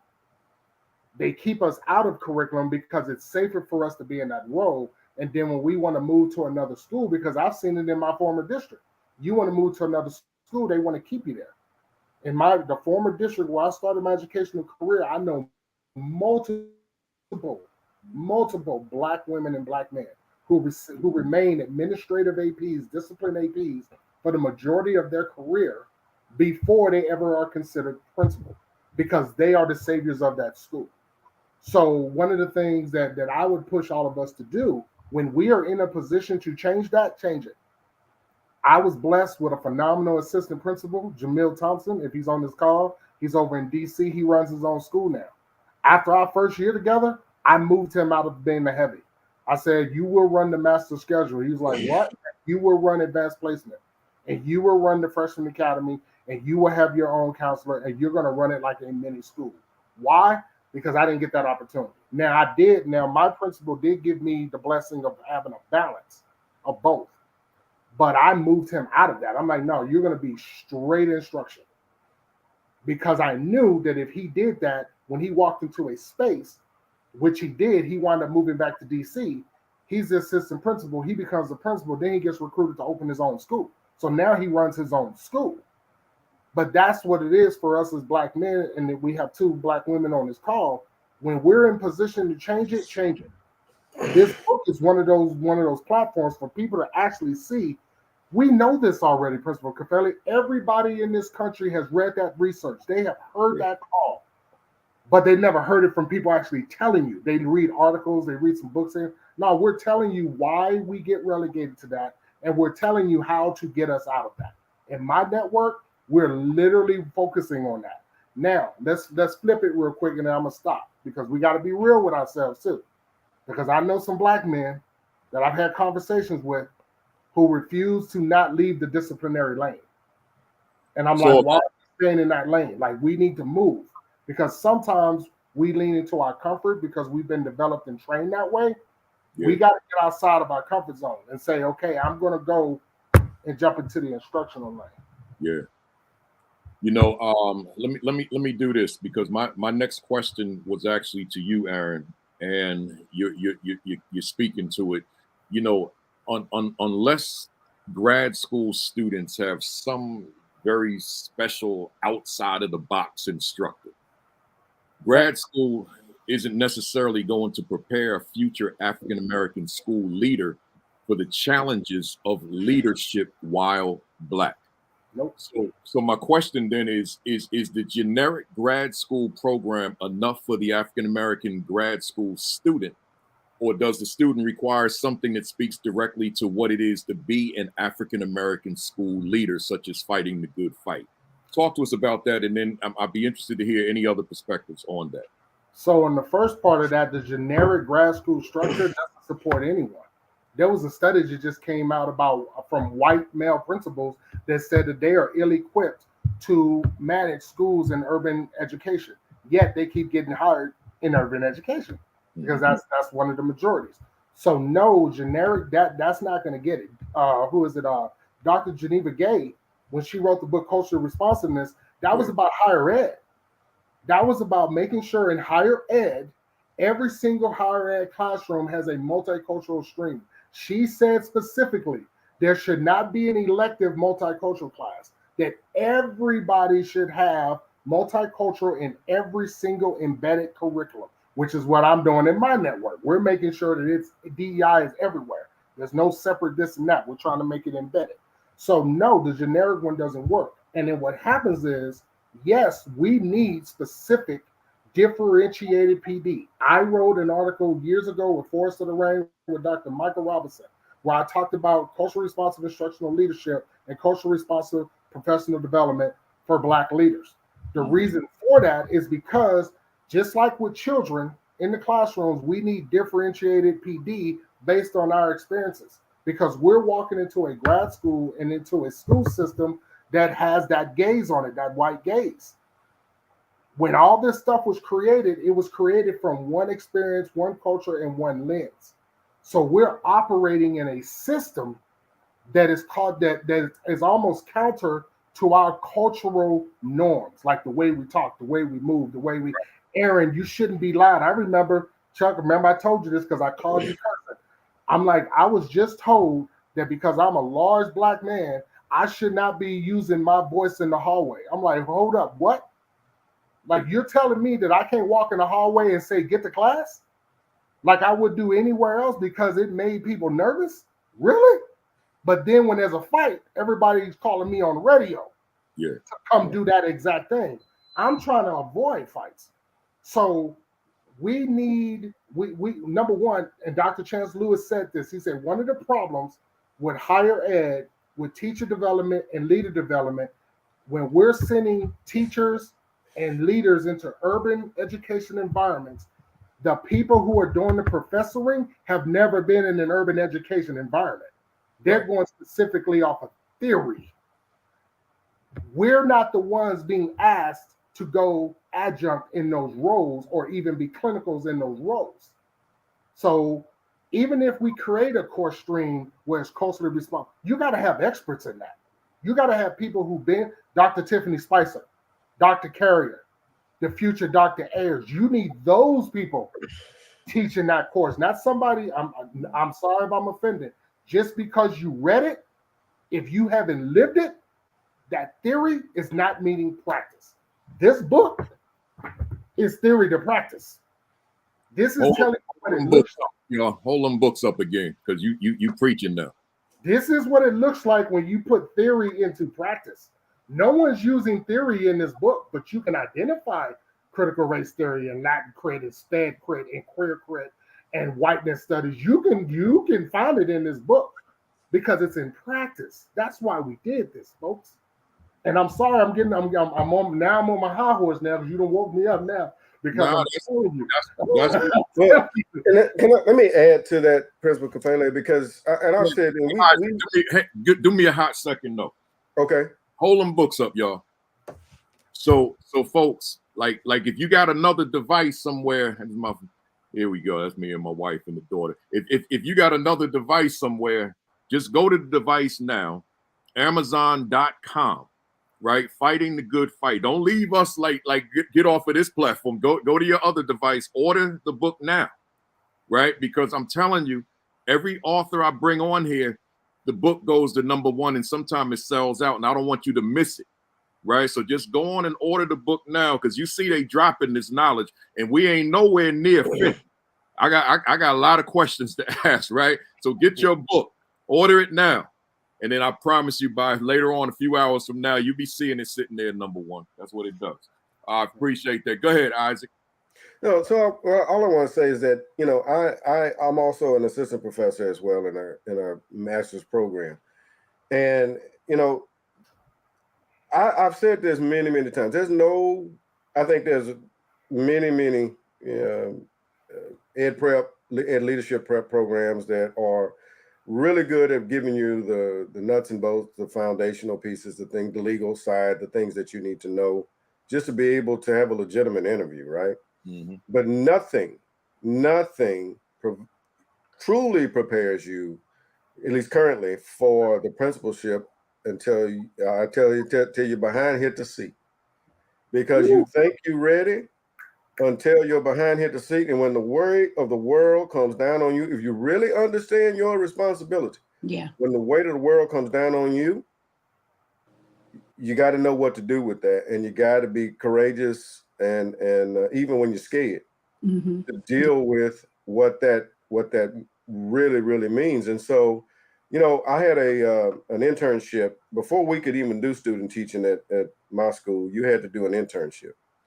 Now there's something similar in education program. Now, look, everybody that is in one of those programs is a full-time educator of some sort, whether it be teacher or something else. And so the time itself is a challenge. And so we have these experiences, right, that they got to collect in log hours, and whether that's actually happening or not, I don't really know. But I can tell you, I think that's insufficient in terms of preparation for the real. Because the real is when you get in the position is when you really learn it. I was an assistant principal for so long, there was nothing I hadn't done when I became a principal. But when I became a principal, it felt very, very, very different immediately than it did when I was an assistant principal, because you got all the responsibility at that point. Worlds. Can I add something to that too? One thing I just want to encourage, I don't know if there's aspiring teachers who want to be APs or APs trying to be principals and so on. I would tell you this, because we know that our education system at every level does not speak to this. Your job and I'll challenge you, is to meet other people in those roles. So if you're a teacher and you know APs, find them, get to know them, exchange numbers, information, ask questions, shadow. Same thing. If you're AP, want to be a principal, do that. If you're at central office, want to be a superintendent, do that. That has helped me, and I use that to give back to other people, men and women who want to be in these roles. They have my number, they have my email. Hey, can we practice? Can we talk? This just happened. What do I do? It has been, I think, again, it's part of our calling. I'm sorry, it just is. So you give back and then you pay it forward. And so that's what I challenge each of you to do, is to make sure we have to sharpen each other. Iron sharpens iron, right? Do that. That will, I'll say, supplement, complement what we're not getting, because we need each other for this work. And I want to add one more thing to that, and which is, because you just brought it right back to my head. Look, we're here for a finite amount of time, right? In addition to what our role is in ensuring that our students have and receive the type of education and thus opportunity in life that they deserve, it is also our responsibility to shape and mold, groom, pull up as many that will replace us and take the work that we engage in further. It's like handing off a baton in a relay race, right? Who's going to take the next leg? We've got to ensure that we are doing our part in preparing those to take the next leg. Yeah. Because I want to be able to be like Principal Kafele one day. I want to be able to retire, and I love to tell stories. Aaron, he knows that. And I think those stories can enrich, share, and hopefully bless those that I would have the opportunity to speak with. I'm not, pushing myself right now. All I'm saying is we must understand that our responsibility is to grow leaders as much as it is to groom kids. I love everything you said. Tiffany, you talked about that networking with that person at that next level. You got to get to know the person that's in the capacity where you want to go and who you want to become. You can't operate in a silo. Well, let me just read what I'm reading. Let me just watch the videos I'm watching. No, there's some real life people out here who have done some things, and you need to attach yourself to them, right? Isaac, let's stay together. I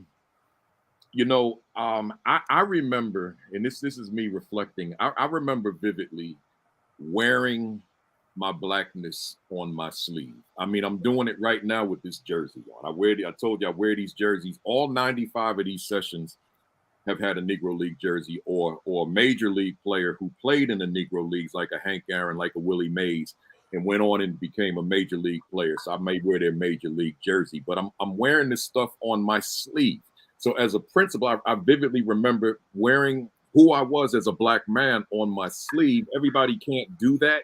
Everyone doesn't know how to navigate those politics. But as an African-American principal of 100% black and brown student populations, meaning myself now, that was my reality. So I even wore African attire from time to time, myself and my assistant principal. We wore full robes, and I'm emphatic.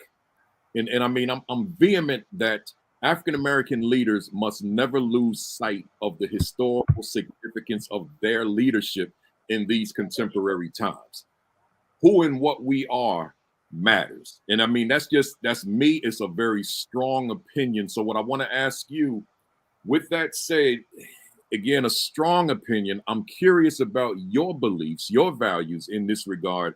It boils down to, do you see yourself, Isaac, as the principal in that capacity, and you're leading 2 schools, or are you conscious of your role as a black principal, particularly when black students are enrolled in the school? I remain cognizant of that responsibility at all times. I don't get to cut it off. Mm-hmm. It don't matter where I am. If I'm at the grocery store, the car wash, in the schoolhouse, some people ask me, why do you wear a shirt and tie and a suit every day? I said, well, I might be the only person my kids see doing that. And they may be wanting to go into a corporate world type position later on in life. And somebody has to show them by example, what that is. But I never, I never lose sight of who I am and what I represent for a lot of people. And yes, I do understand that I am a black principal, and that I really would I don't shy away from the emphasis of black.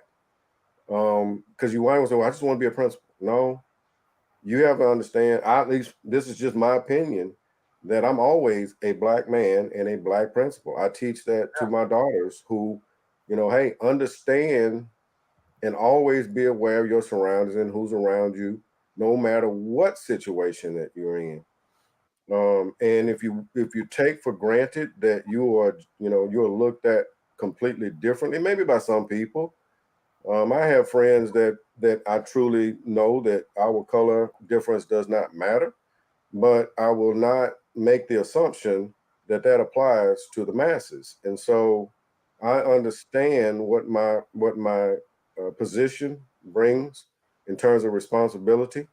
I also understand that my position as a man, we were joking earlier, this Alpha Phi Alpha, we were just kind of ribbing each other, Aaron and I, but Alpha Phi Alpha has been a huge determining factor in my success. And the brothers that have brought me along, they put me in leadership role in a very young age. I'm standing in the front of a fraternity house room. We had the general president of the whole organization, an international organization, in our chapter. I've got doctors, lawyers, and it was one of those. It was kind of a rites of passage. You speak when spoken to until we give you the mantle to run it, right? And it was a preparation that went through that. Yes, we're very proud of. I would hope every organization that we are, associated with. But at the end of the day, we all have the same responsibility. And so, as a Black principal, I'm always aware of my surroundings. I'm also aware of what I say, when I say, and how I say what I say. I don't do it to offend anyone, but I do see it as my responsibility to do so. And so, to your point, I may not wear, I'm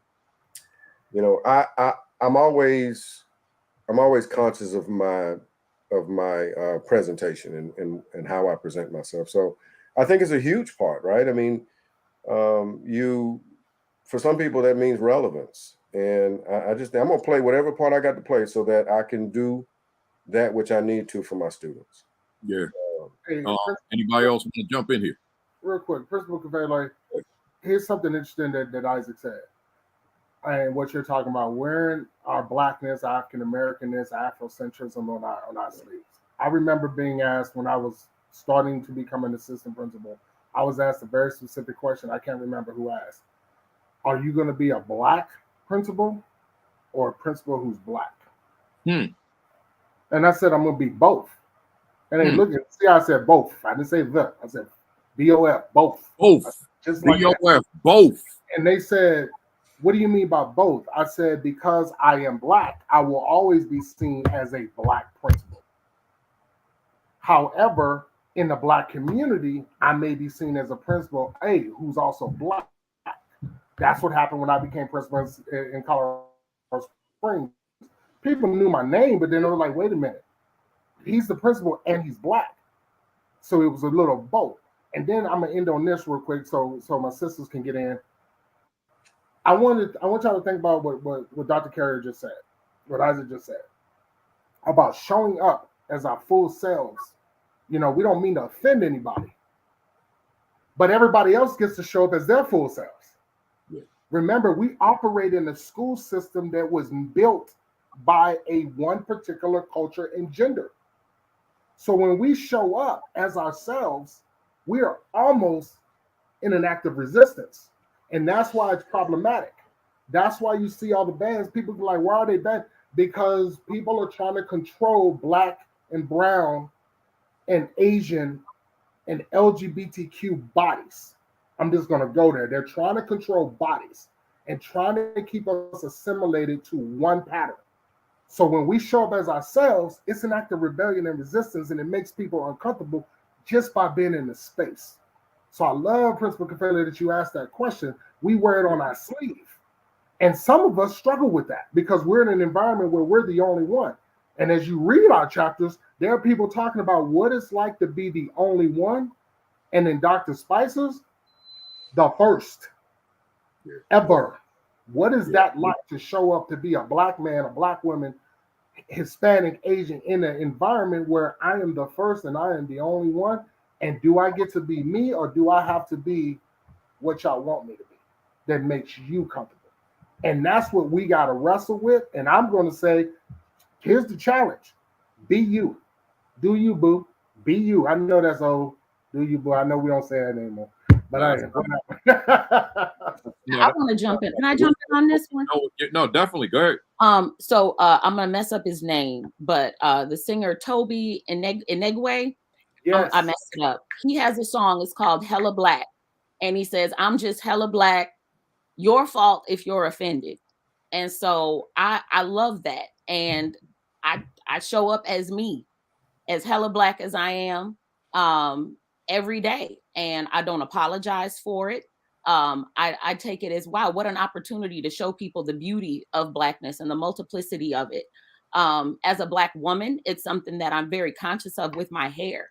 And that I have little Black girls who are looking at me. And so, I've had my natural hair, whatever that means, for 13 years. And it's important to me that that I show up in different ways, and that little Black girls, little Black boys, and big ones too see me wearing a fro or an Afro puff, or sometimes it's straight, or sometimes I'm wearing braids, so that they don't get to decide. Somebody else doesn't get to box me in and say, well, this is what it means to be professional, and this is how you have to dress every day. Some days I'm going to come in with a suit and I'll have on my Shirley Chisholm lapel pin. Sometimes I have on my Black Lives Matter pin or my Black Lives Matter mask.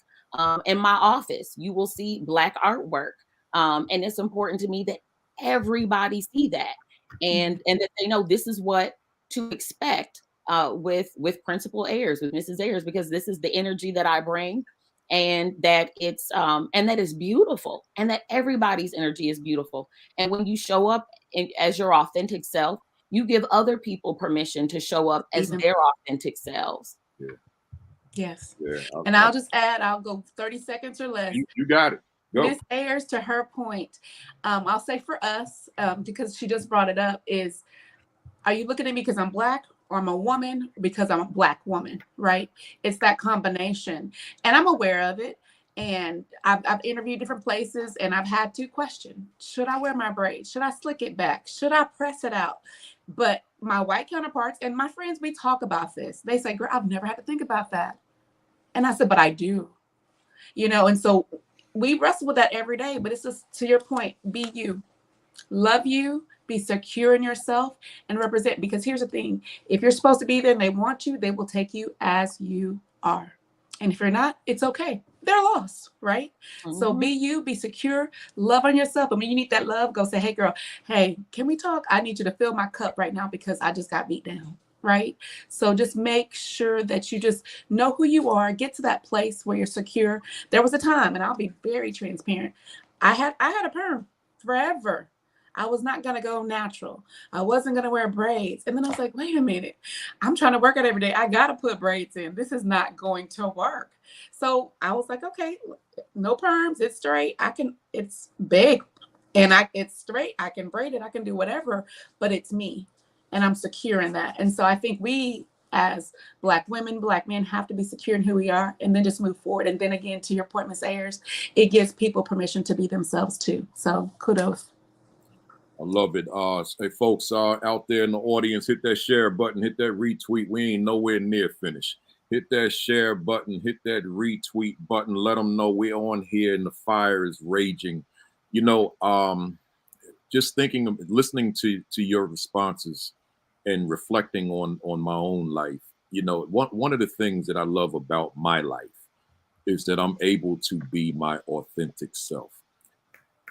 Thinking about the audience that's watching or who will see this later, I know there's someone out there that feels that I'm new, or there's a certain politic in my district, and I can't be you, Dr. Griffin. I can't be you.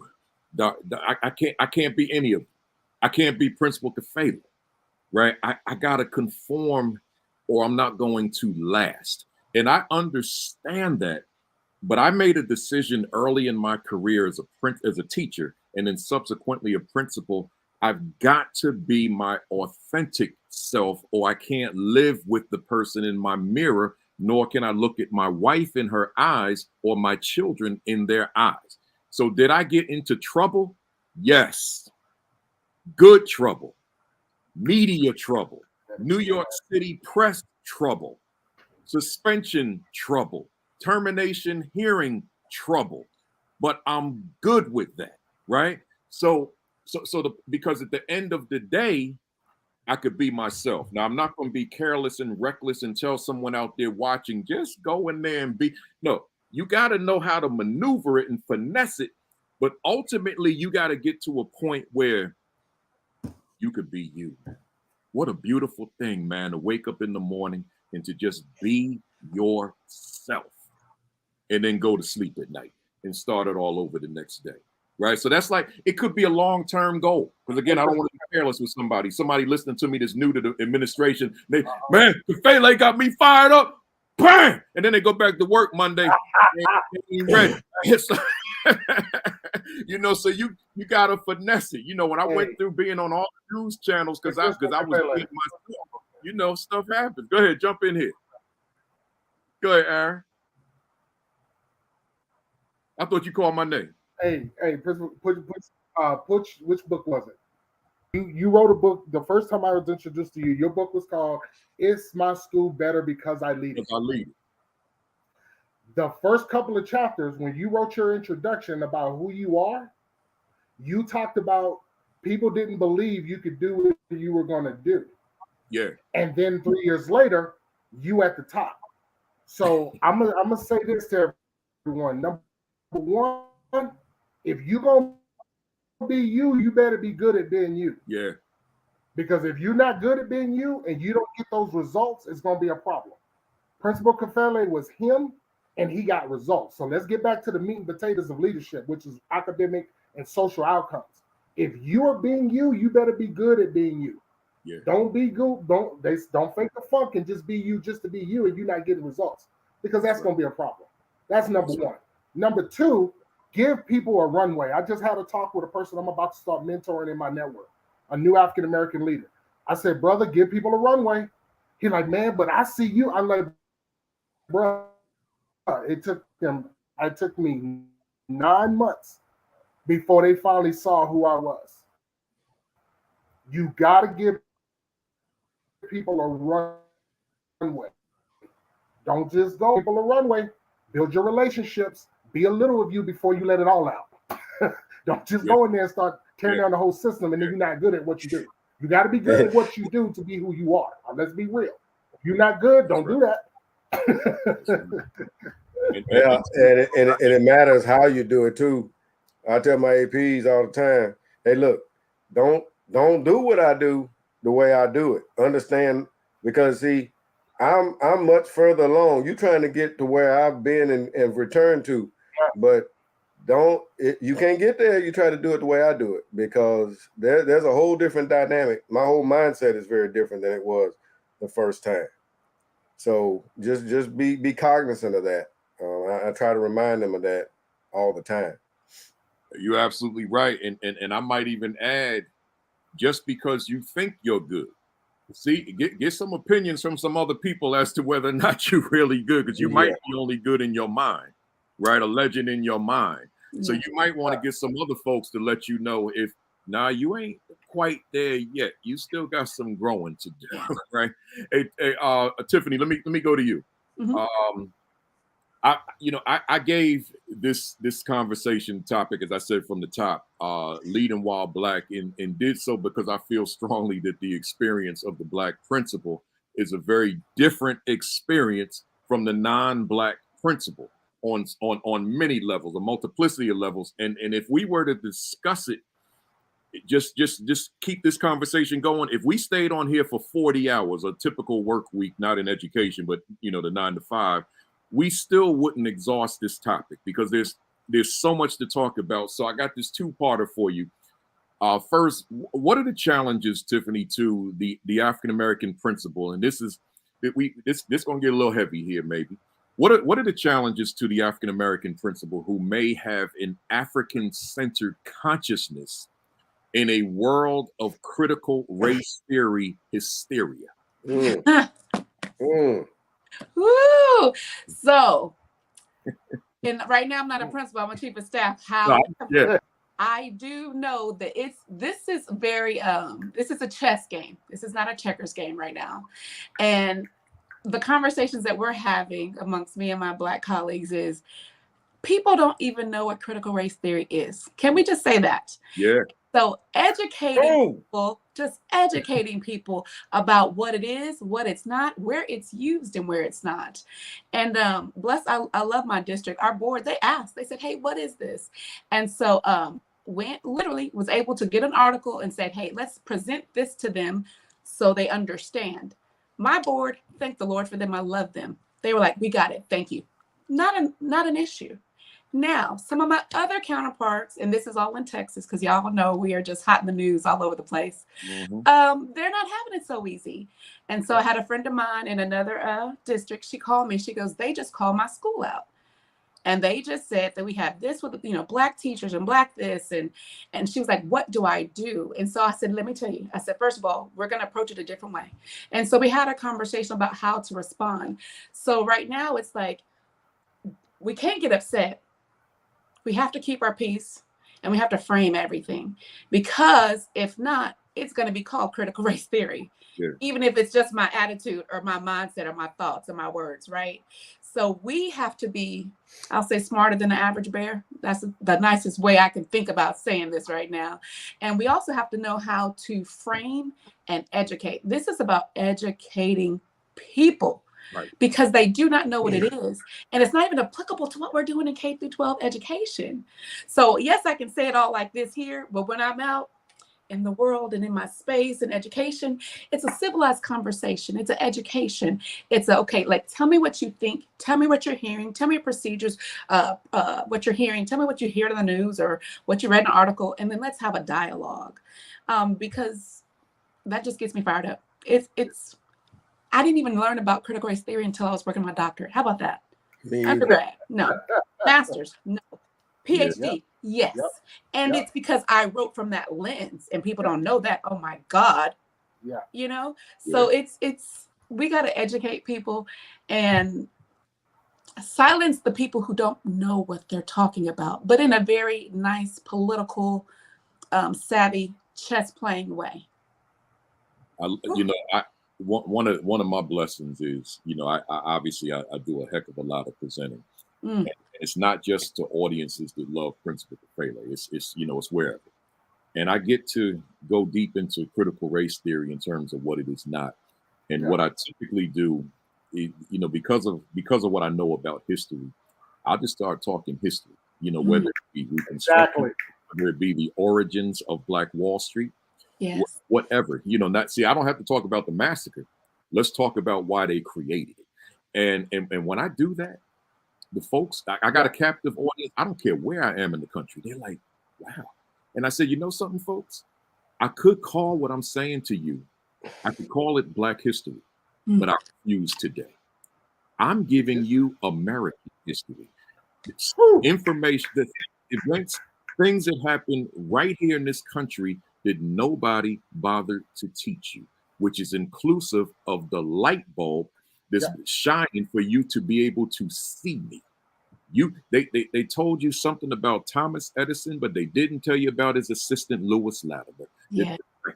Right? So yes, there could be discomfort, but that great teacher knows how to teach this information without folks, youngsters sitting in the classroom feeling that extreme degree of discomfort. We're just telling the history of the country that you live in. Yes, that's what it is. But folks got this other thing going on. So I'm blessed. I got this platform to be able to get out here and say, wait a minute, y'all. We your state is legislating things out of the school that ain't never been in your school, right? First place. And can I add something else to that?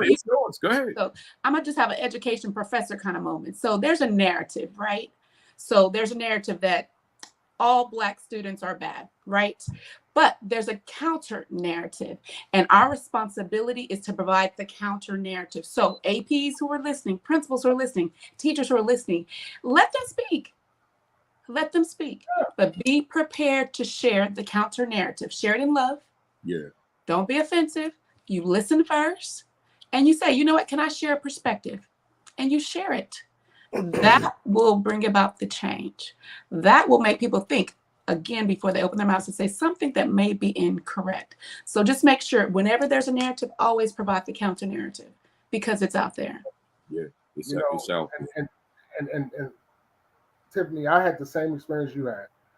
I had my CEO reach out, and I knew he was going to reach out. I knew it. And we had a long conversation. This is a affluent, privileged white man.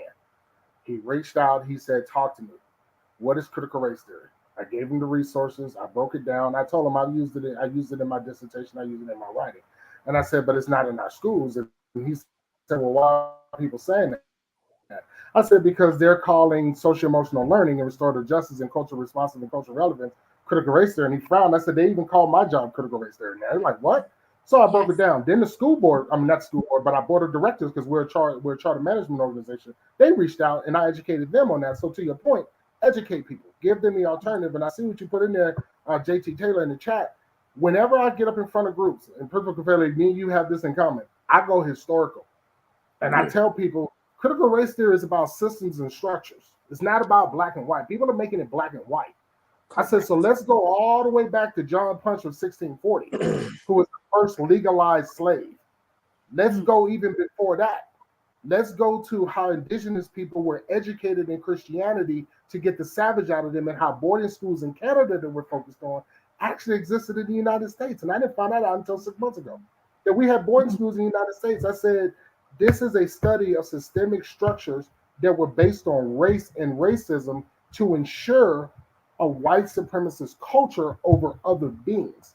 And when I say white supremacists, I'm not just talking about white and black. I'm talking about white maleness versus white femininity.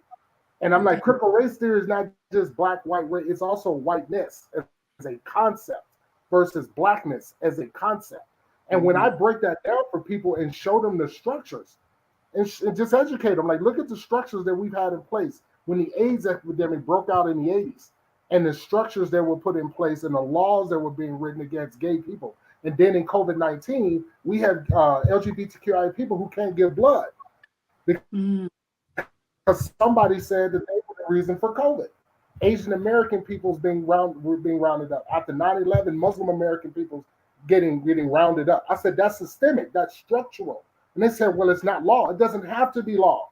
As long as people are allowed to operate within the system with impunity, without accountability, that makes it systemic and systematic. As Dr. Martin Luther King said, you cannot legislate people's hearts, but you can legislate their behavior. You can make it harder for a black man to be lynched in America.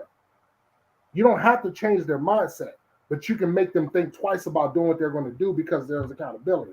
And as long as we live in a country where there's a system of accountability, the Two Americas Dr. Martin Luther King talked about, that's now becoming popular. Go read it, The Two Americas by Dr. Martin Luther King. The Two Americas. As long as we exist in a system that ensures that, that's why critical race theory is so relevant, and it's not black and white, folks. It's about the concept of race and how that is broken down across multiple groups. Love it. Let me go to that part B, and I want anybody to feel free to jump in on this part B to Tiffany. What are the challenges to African American principal, to the African American principal who may have an African-centered consciousness, but with a staff that has a nominal amount of black teachers, but a large enrollment of black students? Point about my friend in Houston, it's hard. It's hard because, like I said, she got called out and they didn't call her name, but they called her school, which means it's her, right? And so trying to navigate that and stay true to yourself without being the angry black woman or the angry black man, that's the struggle. And so for us, our responsibility and our call is to handle it in a way that you can still make a change and make a difference, but still remain professional, ethical, and not seen as the angry black whoever. And so in this case, we simply talked about, okay, how do we get feedback? Because people are saying stuff to, I'll say, the board members and to community members and not coming to her as the leader. And so I was like, okay, we're going to give a survey. Let's just ask some questions. Let's ask about our black students. We asked about race. We asked about discipline. And then we kind of took that data and I said, okay, so what are we going to do? What steps are we going to do to kind of change the narrative in this particular school? And so for her and for me, just able to being a resource support for her has been, I'll say, beneficial. That's what she told me. Just because we were able to kind of like wrestle with this topic and wrestle with her situation. I think it's a challenge. That's the nicest way to say it. It's a challenge, but it's doable, and you need your support system to do it. Because right now we are in a what kind of space? It's a space that I have not expected. I think none of us have expected it to be where we are today in 2022. But having each other as a resource to vent, to cry, to lean on, and to say, okay, All right, clean it up, get up, let's go back to work because we got work to do. We can't stop doing this work. But still, again, be true to yourself, be authentic, and make sure we're taking care of our babies, our Black and brown babies, and our babies who don't have the resources and the funds and the means. So that's just a quick lived experience that's going on even today, based off some things that's happening in the state of Texas. That's a great response. Anybody want to? Yeah. Well, I'm sorry. Go ahead, Cherise. Yeah, I'd love to jump in on this one, especially being here in Minnesota, where we have a lot of our schools that are in urban areas that are, we have predominantly Black and brown students, and our teachers are predominantly white and white women. And so even going back, education as a construct and as a system is steeped in whiteness.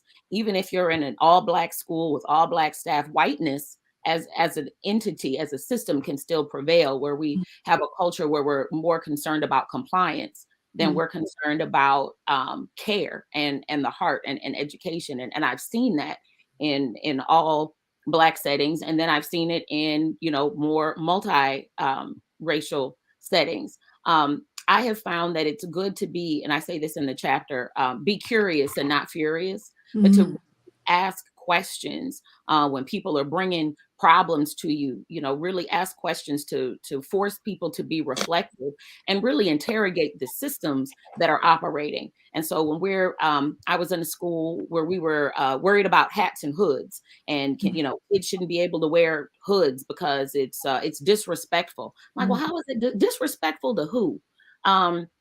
It's another way for us to, microaggress our kids and tell them something that they need to do and control their bodies. It has nothing to do with their learning. But again, that's whiteness, the system where we want to control people. I find with a lot of white women, I like to talk about sexism and the patriarchy. So you have a hard time understanding white supremacy, and that Black people systemically are disenfranchised and other people of color, but you don't have a hard time seeing the patriarchy and seeing that white women make pennies on the dollar to white men. And so if you don't have a problem seeing that, and you don't think that women are naturally inferior because of the patriarchy, why can't you see this parallel? It's so very clear. And so I really like to ask questions to get to that and get people to interrogate all of the policies and procedures and systems that are operating in their schools. Because if we don't, they're going to continue to uphold white supremacy. Because again, we go back to the boarding schools that are historically a part of our country. And again, education is rooted in oppression. And so it is our job to liberate. And we do that by asking questions and getting people to interrogate themselves. And when you see yourself, you're able to then change. I love it. Since you were addressing that, let me stay with you, Cherise. I got something for you. And if anybody want to jump back in on that other question, I want you to feel free. But since you were speaking, I want to stay with you.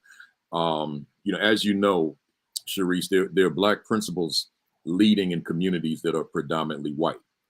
So we're talking about a white student body enrollment and white staff and white community, right? So in a world that is very much race conscious, and this principal's Blackness being on display, what are some potential challenges this principal might face, Cherise? And with the challenges that you identify, how might this principal overcome them? Now, before you answer, I'm going to say that each of these questions that I've given you all because I got this audience in mind that tune in every day, and there's a lot of new folks that tune in. So I want you, so I'm thinking about them as I ask you these questions. So go ahead and share your thoughts on that. I think you got to go back to why you were hired. Because I'd like to think that people are very intentional about hiring and the people that they put in place, and then what you're called to. So your supervisors knew when they hired you as a Black leader that they were going to put you into a place that was predominantly white. And if you were yourself, and we hope that you were, if you were yourself, then they knew what they were getting, and they knew what they were getting themselves into.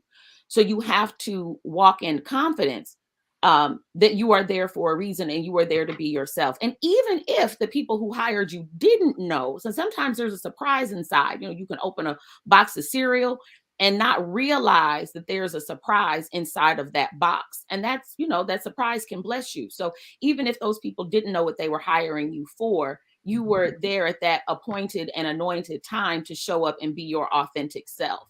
And so, thinking about how people show up, like sometimes I think that people are farther along in their equity journey than they really are.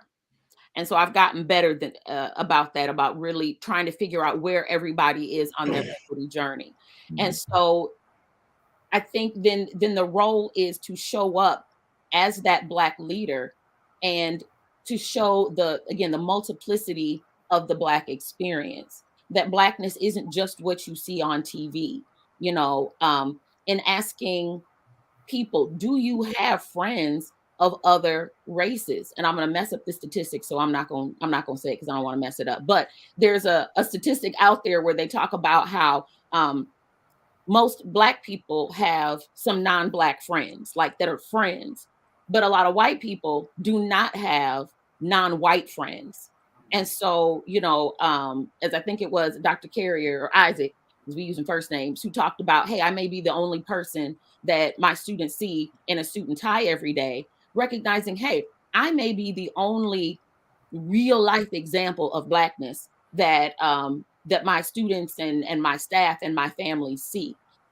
So there is a responsibility to show up and show Black excellence, but there's also a responsibility that you have to yourself to say, I am enough and I am Black excellence just because I woke up this morning and I have breath in my lungs. And so I'm going to go out and be who I am and be Black excellence. And people will see that. And maybe they will think differently next time they see something on television that is counter to what I show up and walk in every day. I mean, I love that. I want to add it. I like to say I'm unapologetically me. I'm me. I'm not trying to be like you. I can't be like you. I got to be who I am. Good, bad, ugly, and different. It is what it is. I've got kids, and I've always had students that many struggle, and they struggle for various reasons. But learning to read, learning to do math and everything else that we teach, that is my main focus. I had a superintendent, my first superintendent I worked under as an administrator, he had this thing, right? And he said it, everybody in the district, a pretty large district, Aaron, you're gonna know who I'm talking about here in just a minute when I say, keep the main thing the main thing. Keep the main thing the main thing. If you're one of my students and you're struggling in whatever, subject, then why, right? All of my effort is towards ensuring that my kids are learning. Now, as far as the other side of this question, well, I don't think I consciously address that. I'm just me, and I'm not going to apologize to anybody. I code switch. I'm switching now. And I don't think about it. It just happens, right? I'm me. Now, I've been conditioned to be this way because of the various environments and circumstances that I've worked under. I think when I was younger, there was a conscious effort in doing that. Now I'm just me. And some kids are going to benefit, some people are going to benefit from that, and others won't even pay attention to it. So I'm not going to argue on either side of it. I'm not going to try to convince you that you need to accept me. I'm not concerned with that. If you have a problem with me, that is your problem. I'm going to be who I am, and I'm going to fight like hell to make sure that my kids are learning. And that is the main thing. Yes, do we have another side? I think we talk about teaching the whole child. Well, some of that is by example and without ever speaking a word, and the consistency in which you do that. I can't go doing something that is considered Black that I myself don't understand. I have a history lesson just listening to y'all today. I got to be me, and I'm going to be me, and unapologetically, and I'm gonna keep the main thing. That is teaching and learning. And others may want to make issue with the way you wear your hair, the way you wear your clothes, what clothes you wear, how you speak, the dialect. They want to get into all of that. That has nothing to do with whether my kids are teaching and learning. The numbers don't lie. The data will tell the story. Either they're making progress and they're learning, or they're not. And if they're not, regardless of whether I know about it or not, it is my fault or my responsibility. That's the way I see it. And that's where I'm going to take it. That's what that courageous means to me, because we are entrusting people, some of which we may have just hired. We don't know whether they can actually teach or not until we get in there and they're hired, right? The hardest thing, the easiest thing to do is to sign that recommendation for hire form. It becomes infinitely more difficult to remove someone that is not responding to our coaching and guidance, or maybe just is not in the right place, right seat, right bus, right, I don't know. But you got to know what it is you're trying to accomplish. You do that by being your authentic self, and you keep the focus on that which is most important, teaching and learning. And we have, I'll speak for myself. Most of my kids, a lot of my kids throughout my entire career have had learning challenges that we have, and they're complex and they're all over the place. And we have to figure that out. We can't just, just like the CRT thing. Somebody wrote in the comment, schools shouldn't be teaching CRT. I don't know that I disagree. And it's for the very reason that you all said it's not in the schools. Not there. It was never going to be. That's not what it's for. I learned it like everybody else through my dissertation work, my doctoral work. That's that's how I learned it. So I don't disagree. But let's also keep the main thing the main thing. That's only a topic of discussion because of politics, and that's the truth. Right. So, that's a whole different conversation, Principal Kafele. I get that, but that's my 2 cents on it. That's strong stuff. You and Cherise said something that took me to a place. There are still a lot of teachers, non-Black teachers, who have never experienced a Black principal, or are experiencing a Black principal for the first time. And it creates cognitive dissonance. It creates discomfort. I know, because I've been bold enough to ask the question, that I've been in a lot of places as a presenter, as a speaker, that there are people in those audiences who have never seen a Black man as the presenter, and particularly as a workshop presenter in person. That's something very different. It's radically different. And it can create cognitive dissonance because it goes against everything you thought you knew about a guy that looks like me. So case in point was one day I did a keynote for a district in Kansas, which I won't name the district. And it was the entire district in the room. And then I asked any questions, a little Q&A. What questions might you have?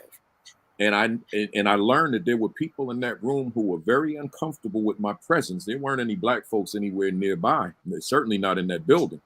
And there was silence in the room. And then finally a woman stood up and said, I'm thinking she's going to ask me some question about my presentation. She said, have you ever spoken to an audience this white before? And I said, wow, y'all really uncomfortable, right? Because they all laughed. So time froze for me. Yeah. And I said, how am I going to respond? Am I just going to give her a yes all the time?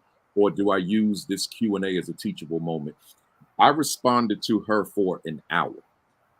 And I dropped all this history, and which was inclusive of, you don't know how I received what you said. You did not consider how I may receive that. Right? So it's a teachable moment, but it just spoke to the discomfort of me in the room as a speaker that's got some level of intelligence. Yes. As a Black man. Yes. Right? So I just wanted to throw that at you. Was there anyone else that wanted to respond to that question that I threw at Cherise before I give her that part 2? If not, let me go. Cherise, I'm getting ready to read right from the book. So I'm going to be looking down here. This is Principal Kafele. yeah. Can you hear me? Yeah, I Can hear hear you well. I just got Actually, all. yeah. Okay, No yeah, worries. go. I wanted to respond to that, but also, it's your show, so I always want to look back to. No, I'm with you, but this is how I make sense of everything that's happening. So when you pose that question about our Afrocentricity, how we're showing up and all and everything, and then how we navigate, what I wanted to share real briefly was when you go in for these interviews and when you go in, you need to make sure that they understand what they're getting in the interview. Yes. Because sometimes what we do is we will minimize our greatness and our excellence because we think that's how we get the job. And then when we don't get the job, now we're frustrated and we don't understand why. I had to learn that the hard way when I was going through the AP things. And finally, one day I just had this epiphany and I said, forget it. Either y'all gonna want me or you don't.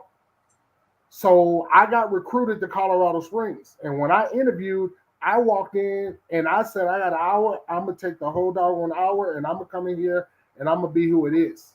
I got the job, and somebody actually, some white staff members that were on that panel said, you're not the person you were in that interview. And I'm like, what? They said, where's all this bravado? Shoot, I'm a first-year principal and I'm not from here and I'm scared. I'm afraid that I don't know what I'm doing. I'm struggling. I don't know what I'm doing. But once the bravado came out, they're like, yeah, that's the dude we remember from the interview. So when I went to my third role, I did it again. I needed them to understand that when I come do this role, I have a research, scholarly, theoretical lens and a practitioner lens. So understand that when I show up in the space, I'm going to give you research, but I'm also going to give you practice, and I'm going to say some things that y'all might need to go research. So I need folks to understand. I know we want to get ahead. I know we want to grow. And I know Principal Kafele's book, both books on the principalship and the AP and how to interview, all that is some wonderful resources. But what I don't want you to do is take his resource and minimize who you are. Because that's not what Principal Kafele says. Right. You show up and you show up in all your excellence, regardless of black, white, Hispanic, show up. Because when we hire you, we want the person in the interview. We don't want you to show up and be one person, and when we get into a classroom or an administrative role, you're something different. Because that's not why we hired you. We hired you for what we had in that interview. That's right. That's right. Good. And it's interesting what you say about the interview. And this is me personally. None of you may agree with this, but for me, all the folks I interviewed over the years, I was a 14-year principal, and all these folks, whether it be AP candidates or teacher candidates, most people came with a portfolio. I have never looked at a portfolio in my life. I have no interest in it. You see from the length of this session, I can go for a while. So I want to have a nice long conversation, and I will know who you are. I don't need that little binder to figure out who you are. This conversation, because you ain't going to be able to suppress you. You are going to emerge in a long discussion, and then I'll know exactly who you are, and then we could take it from there. But Cherise, let me read right from the book. It says, you wrote this. It says, it is my responsibility to cultivate an environment where educators can talk about race, where they can ask and be asked the tough questions. When a white teacher in a behavior meeting says, the black girls do whatever they want, I get to correct his misguided assertion. When the school discipline data reflects that black students are getting office discipline referrals at 4 times the rate of white students, I get to engage the staff in courageous conversations about this problem and work toward correcting it. So my question to you, Cherise, is what do you say to the black assistant principal out there who's fearful of initiating those courageous conversations for fear of consequences that are detrimental to his or her employment? So people are waiting for you. People are waiting for you to show up as you. That portion that you read, I always go back to that moment, and I talk about it a lot in my work, where I was brand new as a dean in a middle school, and I'm sitting in a meeting and someone says, yeah, well, the Black girls do whatever they want. And then people just kept talking. And all I could hear was like this high pitched whine. And I couldn't focus. And people just kept talking. And I was incredulous. Like, what? And it kept on with the conversation. And I said, I'm sorry. We need to stop. I have a question. And I got curious, not furious. And I said, tell me more about this. When you say the Black girls, I said, I'm new here. So is this a thing where, I know in middle schools we have teams, and maybe do the teams have like colors for names? Like I was in a school before where the teams had planets or letters. I said, is it like a red team and an orange team and a black team? And are you talking about like the girls on like the Black team? Is that what you're saying? And he said, no, I'm talking about the Black girls, and then he named some of them that they just do whatever they want. And I said, well, that's problematic. And it's problematic for several reasons. And so I, told him all the reasons why that was problematic, and not just him, but to the rest of the room. And then the question was, well, what should I say? Who am I talking about then? I said, well, you could try using their names and let's talk about people individually, because I know there are plenty of Black girls, African-American girls here who are showing up and being very studious and are not participating in the behaviors of which you're speaking. But you didn't say anything about the white boys in the cafeteria at that table. And we all know what table I'm talking about. So anyway, I digress. But after that, after the meeting, no fewer than 5 people came up to me. Oh my God, I'm so glad you said that. Thank you for saying that. I was thinking it. Oh, thank you so much. So, and then I thought about all the times, how many times have I been in a Zoom meeting and somebody saying something, and I can't play poker. I'm just going to tell y'all, I don't play poker. It's all on my face. And people are saying something and I'm just, no, this ain't going to work.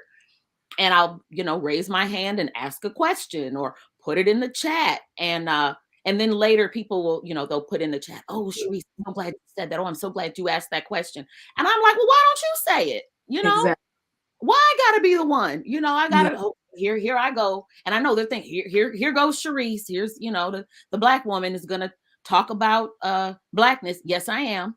I'm going to call out inequity when I see it. We're gonna have a conversation about it. Because if I don't, then what am I here for? I'd like to think that's why they hired me. So if you're in a place where, again, you feel like you will be fired for being you, probably isn't a place for you to be. And you will find yourself in some positions of self-hate and self-loathing where you can't show up and be you. And everybody, everybody needs to eat. Another thing my husband likes to say is, I like hot food and cold drinks. A little bit too much to be unemployed, or a little bit too much to ... And I believe that too. But I also believe in divine provision, and that I am supposed to be where I am supposed to be. And if me being me is somehow problematic and will get me fired, well, hey, that just means there's another door that's opening for me. And you'll have to have me on another time, Principal Kafele, to talk about my wilderness experience. That's a whole other situation where I left a job not knowing where I was going, just knowing I can't be here. And it took a minute for that other door to open. Well, we definitely gonna have you back. That goes without saying. Now I got one more question, but before I do, see, this is the marketing in me. My major was marketing, right? I got with education after, and I say to folks all the time, the one course that's missing in the pre-service program is marketing 101. We're in the selling business. Absolutely. A lot of us don't know how to sell. See, we may know children, we may know our content, but we don't know how to convey it to the next person. I learned how to sell before I learned how to teach, right? I learned how to sell before I learned how to lead, and learned how to sell before I became a speaker. So I know something about selling, right? So anyway, I'm saying all that to say, before I go to this last question, which goes to Tiffany, I want you guys my daughter keeps correcting me, you all, to put them books back up, y'all. Yeah, and I want to say to the folks, because some of you may have chimed in late, that's these are the authors among the other 31 that wrote this book. And Fighting the Good Fight, Narratives of the African American Principalship. I think I might have botched that. But I want you to go to Amazon, Barnes and Noble, anywhere books are sold for education books are sold, and get that book, man. Get that book in your hands. It's unprecedented. 35 different APs or former principals and APs writing their story through the lens of African American school leaders. You got to get your hands on it. There's nothing out there like it, right? Nothing out there like it. I got my wheels, you know, Aaron and Isaac, because they're the two editors of the book. I got my wheels spinning. Like I need to bring like all 35 on here, right? And like, so we do different talks because everybody's got a different perspective on things. My wheels been like spinning, and particularly reading the comments from the folks. I probably need to bring everybody on here in different segments, you know, like 5 of us and let it rip. So but Tiffany, let me give you this last one. And like Cherise, I'm taking it right out of the book. And then, you know, we go to our rapid fire questions after this. There was a paragraph from your essay that really resonated with me. I want to read it to you. The principalship at Nelson High School was special, you said. Our school excelled. I finished my doctorate, and we took great pride in being the flagship high school in the district. As an African-American female, I did feel like I had to work 10 times as hard as my peers. I also felt as if I had to be an example. Matter of fact, I want to read that line again for the audience. As an African-American female, I did feel like I had to work 10 times as hard as my peers. I want to put emphasis there. I also felt as if I had to be an example for not only women administrators, but for administrators of color. I want to read that one again. I also felt as if I had to be an example for not only women administrators, but for administrators of color. I was never told I had to be better or the best, but it was understood, the unspoken expectation. I represented others even when I did not choose to represent anyone else. That one resonated with me. Just as I repeated some of the lines, I repeated it as I read it for the first time.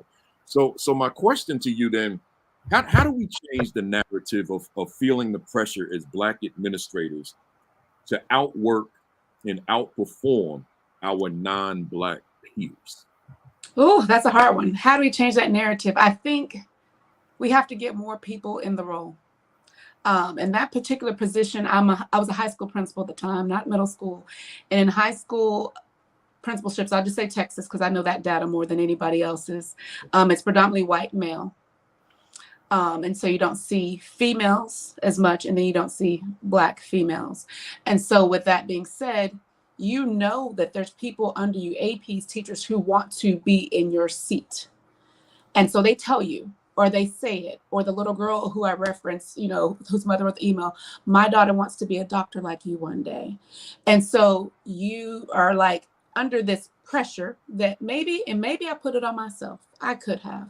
But from everybody talking to me, it's out there. I'm at the beauty salon. Oh, you're the new principal. I heard about you, right? You're at the grocery store. Hi, Dr. Spicer. And you're like, I don't know you. You're not even my school. Or you're at the elementary school saying, do not leave because my child wants you to be his principal by the time he comes out of elementary, right? So for me, my belief is this. We have to continue to build this network of women leaders and people of color leaders and that whole conglomerate of people. And once we do that, that pressure, I'm not going to say goes, but we can spread it out and we can carry each other together. And so that's my firm belief. That's why I'm adamant about us pouring back into each other, pulling people up. If you see somebody who has potential, you say, come here, I'm going to mentor you. Here's my number. Here's my email. Let's go. Let's sit. Let's meet once a month, once a week, whatever it is that you need, because you have it in you. And I see it, and we're going to invest. We're going to kind of cultivate that. So I truly believe that we have to bring other people with us to change that narrative. But we also have to educate our colleagues who are not of color. So for me I think, Aaron, you brought that point up about, or was it Cherise? One of y'all brought the point up about like we as people of color have more white friends than white people who have people of color friends, right? That is a true thing. So for me, with my white counterparts, I tell them, I said, listen, if you see somebody who has potential, and I'm like, when you go through applications, you better look at that name, see where they come from, go look at them, go Google them, find out who they are, what they have, what they know, and if they can add value to your system, bring them in. And so we all have to be about that business and be, I'll say, intentional and purposeful to make sure that we get more people of color in leadership positions, more women in leadership positions. And then I think that'll shift that weight that we're carrying. Will it necessarily go away? I don't think so. Because even like I talked to my superintendent friends, I told you I'm going to be a superintendent. I don't know about tomorrow, but soon. And they share their stories with me. They share their experiences with me. And I know like, okay, this is what I'm asking for. This is what I'm about to get into. And so just having that conversation, having that dialogue and building one another up and then bringing other people with us, not behind, but right beside. And I think that's our charge. That's our challenge. That's it's a requirement for all of us in these positions. Powerful I want to make two comments on this. Number one, what that question right there, Principal Kafele, is one that is ingrained in our culture. That's how we were taught. Mm-hmm. We were all taught by our parents and grandparents and great grandparents that we had to be better.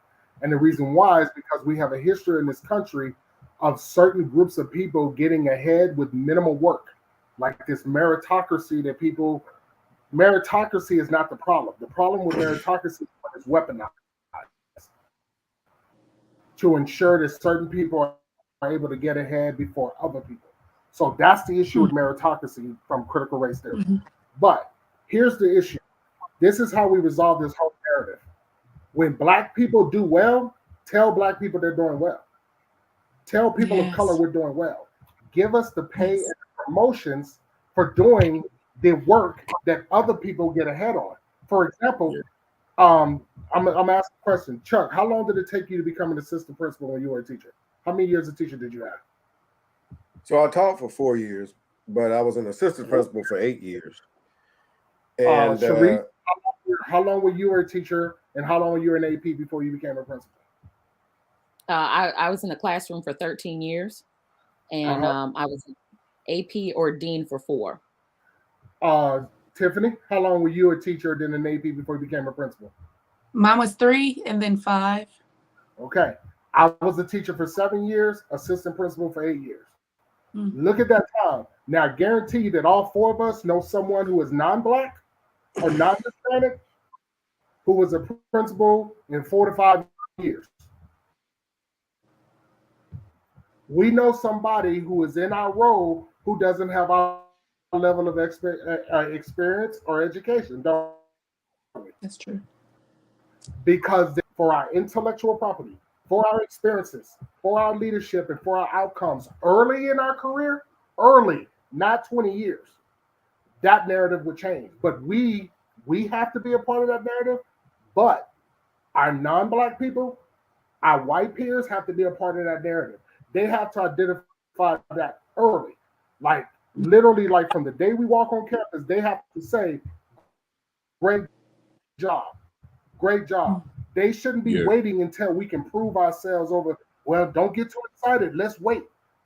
You don't do that with anybody else. Like Michael Jordan said today, people are getting paid on potential. They're getting $50 million contracts in NBA on potential. Potential. Yeah. Give me my money on potential. Yeah. Promotion on potential. But we don't get that. We're going to be a meritocratic country, and we're going to change that narrative. Give me my flowers the first day I set foot on campus and promote me the same way you promote the person that relates to you and looks like you and sounds like you. And oh my God, she's so cute and so sweet. She's going to be a wonderful principal one day.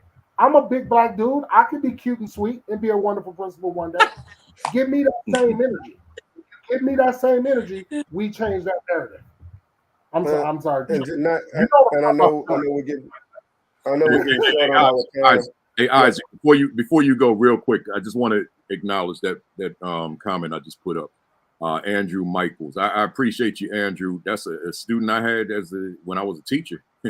And see, that's what it's about. At the end of the day, did I make enough of an impact, influence as that teacher that youngster is still thinking about me today? Right. And That's more than any salary that anybody could pay me. So I just wanted to acknowledge you, Andrew. I appreciate you. You blessed me today. I haven't seen you since you were my student, but you blessed me today with that. Yeah. Thank you. Go ahead, Isaac. No, just so two things. One, an extension of what we were just talking about, which is, I was taught just like everyone else, you got to work 10 times as hard to be considered almost equal. Right. And so that's what I believe. That's how I worked, and that's actually how I've taught my children. They've excelled as a result of that, I believe. Mm-hmm. And also because of what Aaron said, all of us know somebody that came behind us and got there before us. That put a huge chip on my shoulder. Yeah. A huge chip on my shoulder. Failure, we have the cliche, failure is not an option. I was going to kick failure all in the behind as a result of, because I took it personal, as if you don't believe I can do this. So now I'm not going to talk about it. I'm going to show you. I'm going to do it. And that's just the mentality I think we have as a people, and certainly the mentality I have, and have tried to instill in all of my kids, and my kids, my school kids are my kids. And to your point, just like Andrew, I had one of my Andrews last weekend. I was in the barbershop. I've been doing this for so long, and in such large, spaces. I got kids everywhere. So, and I walked in the barbershop. I'm sitting in the barbershop, and a guy come in, hey, Mr. Carey. I'm like, boy, I ain't seen that kid in 15 years. But to sit there, and the response is always the same. We hugged each other like Celia and Nanny. And I mean, it means so much. Yeah. That these are not I don't say these kids, my kids, and that's a whole different conversation. I try to encourage my staff, when you stop seeing them as these kids or those kids, but my kids, hey, you don't have to be a certain color to love kids. Yes. And it just so happens that from a inspirational standpoint, I mean, we're very. I'm just a very emotional type guy. I don't cry a lot. But I love my kids. I can use that word love and really mean it. And I think that's what this is all about. When we love what we do, no matter what the circumstances we face, we're going to continue to, not only fight that fight, but win that fight. Yes. And that's a huge thing. I'm gonna say this and I'm gonna shut up. There is no such thing in this world as fair. So when you can understand and accept that and keep fighting, it ain't gonna be fair, because if fair happened, I would have been a superintendent a long time ago. Fair did not happen, but I'm exactly where he wants me to be, doing that which he has provided me the opportunity and the skills to be able to do. And so anything less than that would not be, I would call that a sin. But understand that this is not. Nothing about this is going to be fair.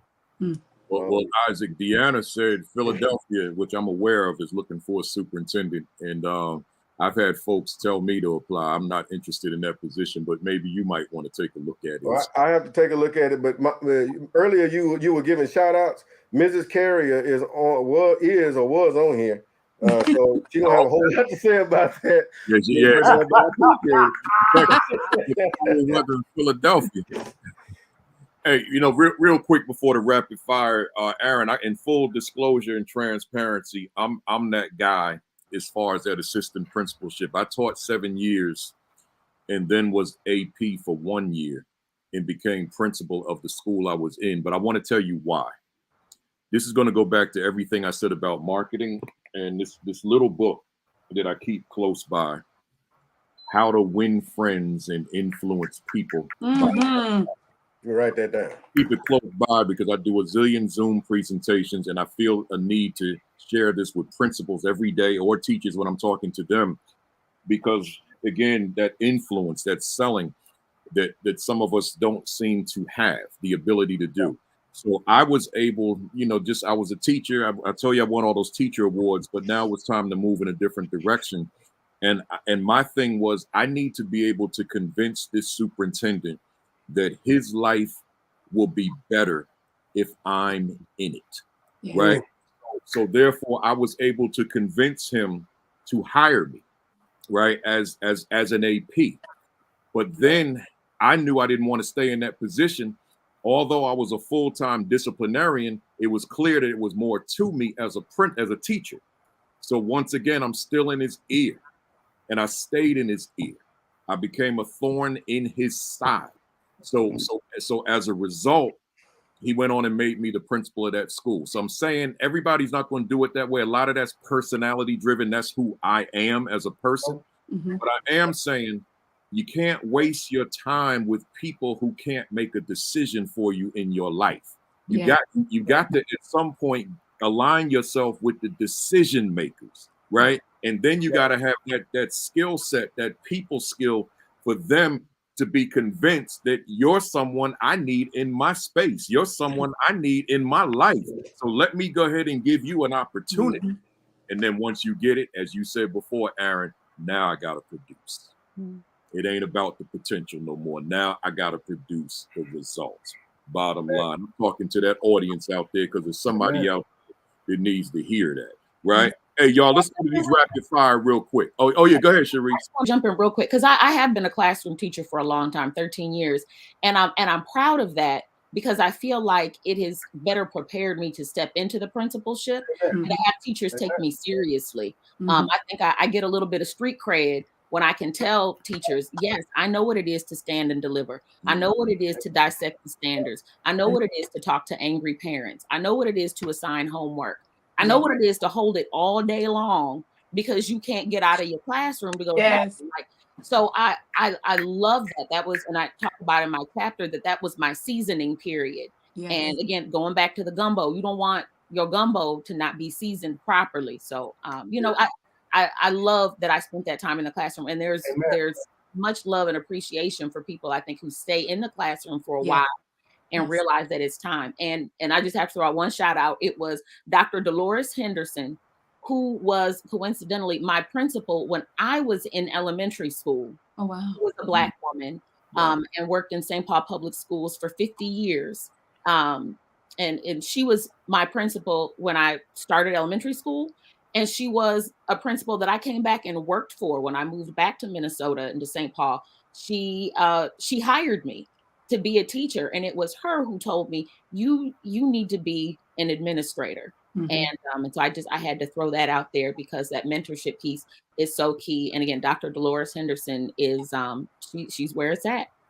I love it. That's good stuff. Tanya Jackson asked me, here it is, Tanya, how to win friends and influence people. It won't look like this. This is a very old copy. The book was written in like 1936. I think I got this in like 84, right? But you can get it on Amazon. It's one of the biggest selling books to this day on Amazon. Let's go to, before you all leave, the audience members, we're going to jump into the BAM impact. We're not going to do each of them 21 questions. We're going to go 5, 5, 5, and 5, and then each of them will get question number 21. So I'll call your name, hit you with the 5. Give me one word or one sentence. Don't give me no paragraph, right? One word or one sentence, and then I'll go to the next one. So Aaron, you got the first 5. Here we go. Is education on the right path for underserved children?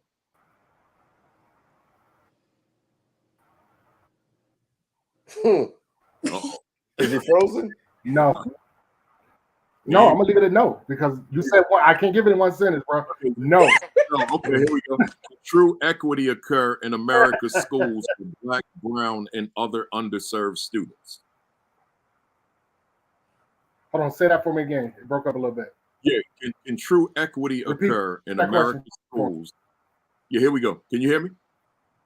Can true equity occur in America's schools for Black, brown, and other underserved students? Yes, it can occur if people are willing to be uncomfortable, stop the status quo, get out of their feelings, and let the experts do what the experts do. Does your work, Aaron, does your work, Dr. Griffen, contribute to the progress we desperately need? Yes, it does contribute because I'm in a network that hired me to be me. They allow me to be me. I was in a meeting yesterday where I basically called out centering, like we're centering the wrong people. We're not centering children, right in front of the CEO, and he nodded, and there we go. So yes. If you could do a reset on your life, would your line of work be different or would it be the same? It would be the same. I believe that this is who I've been ever since I was a small child. I don't know what it was, but I always paid attention to social justice movements, even as a small child, through middle school, through high school. So now I lead in a way to clear the path for others behind me. Like it's like I consider myself a reaper. And your last one, why do you continue to do this work? Because this is me 24 hours a day. I am diversity, equity, inclusion. I am an educator.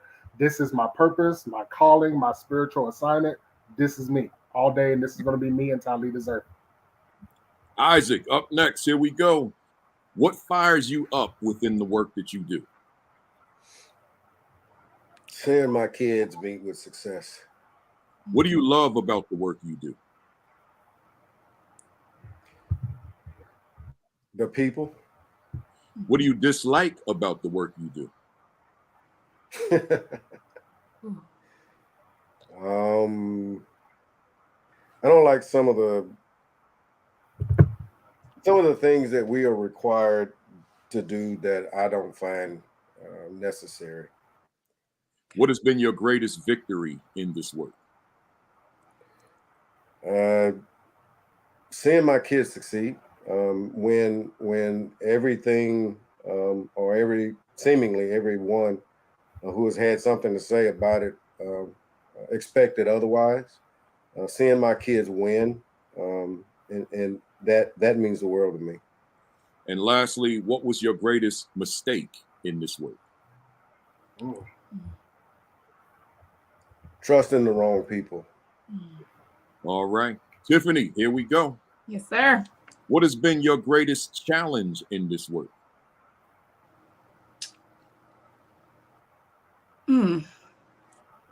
Previously speaking up when I should have been a voice for others who didn't have a voice. That was a challenge. Are you good stuff? Are you proud of your first year as an assistant principal? Yes, I was.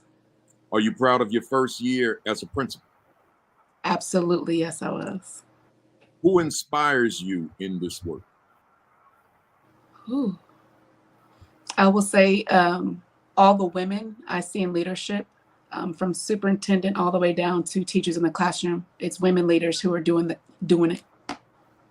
And lastly, for you, Tiffany, what are you reading right now? I am reading the rest of these chapters because I've only read a few of them. I read the whole book. That's my goal. There you go. There you go. There you go. Cherise, got the last 5 here. What book do you recommend for our viewers? Ooh, Bettina, so many books. We Want to Do More Than Survive by Dr. Bettina Love. That's right. She's going to be on here soon. Ooh. She doesn't know that, but she will be. Her and Goldie Muhammad and others. Yep. We've got to send that invitation. Here we go. What do you want to accomplish that you haven't accomplished yet? Oh, wow. You know, it's about the little accomplishments, not the big accomplishments. So when I think about accomplishments in my work, it's not about what position I achieve, but lives that I've touched. Mm-hmm. So I don't know what those are yet. I don't know how students and parents and teachers and staff will receive, you know, what I'm throwing out there. So I think that's for other people to decide for me, if that makes sense. Yeah, it does. Mm-hmm. Are you satisfied, Cherise, with where you are professionally right now? Yes, in the sense that and satisfied doesn't mean I don't want more. To give you another metaphor, it's like eating. Like I'm not hungry right now. I'm satiated. I'm good. This is where I am. But I'm gonna eat again. And so, you know, and I have some places, some restaurants I want to try out that I haven't been to yet. But for right now, this is good. This is where God has me. That's good. What could you say to a viewer out there who continues to face closed doors? Wow, I had that experience. It's keep looking. Keep looking. All the doors won't stay closed. And if you can't find a door, find a window. or an attic, or, Santa Claus came down the chimney. So, you don't always have to go through a door. Be unconventional. And then finally, what could you say to a viewer out there who's lost their fire? Ooh. Get it back. Listen to Principal Kafele. Go and sit up under some awesome leaders. Go read some books. Get it. There are so many places to find the fire. In fact, what I would tell them, yeah, go get this book right here. Yeah. And get your fire back. A lot of fire in that book. A lot of fire in that book. And then I got a question. This is my last question for each of you, so I'll go in the same order. So same question for all four of you. Aaron, if Dr. Aaron Griffen was a word in a dictionary, what would be your definition? Ooh. Anointed. Come again. Anointed. Oh, anointed. Dr. Isaac Carrier. If Dr. Isaac Carrier was a word in a dictionary, what would be your definition? Care. Care. I love it. Let me hang on. Let me get this out of my way. Let me get that out of my way. There we go. All right. Where am I? All right. Dr. Tiffany Spicer. If Dr. Tiffany Spicer was a word in a dictionary, what would be your definition? I'm making it a compound word. Inspire excellence. Love it. One more. If soon to become Dr. Cherise Ayers was a word in a dictionary, what would be your definition? Reflectively versatile. Ooh, I like that. I love it. I love it. Yeah. Here, folks, we've come to the conclusion. It is 1:49 Eastern time, so we're almost 3 hours. And this was just a great conversation. I'm not even going. Well, maybe I will, since we use this much time. Any final thoughts? Real brief, because I want to promote the material one more time as well. Any final thoughts from anybody? I would say thank you for this opportunity just to share part of our journey, our experiences, and our stories. And my hope and my prayer for everybody who has had the opportunity to listen or who will listen later is don't give up. Be encouraged. We are all on social media. You can email us, you can text us, you can whatever it is, and we will be glad to pour into you and hook you up with somebody in your area, or we can all stay in touch across the country. But we are in this together. Appreciate it. And while I call on the next person, folks, those of you that have been with me for a while, we at this point, at this juncture, hit them fire emojis, them thumbs up, them whatever emojis to let the folks know that you enjoyed today. Do that for me, please. If you got something out of this, if you enjoyed it, just give me some flames, give me some whatever, so that they can see it in the thread there. I see them coming now. Anybody else? Final thoughts? Yeah, I would like to say the same as Tiffany. Thank you for this opportunity. It's just been amazing to just be involved in a participant in this. But I'd also want to say to you, Principal Kafele, thank you for all that you do and that you've done for years. Yes. It is having continues to have a profound effect on our profession and those of us that follow or trying to follow in the footsteps of legends and giants such as you. And so thank you for this opportunity. I appreciate that compliment. Appreciate you. Anybody else? I would just tell people, believe in yourself. Absolutely. In a world that is constantly throwing doubt, believe in yourself and get to know you better. Yes.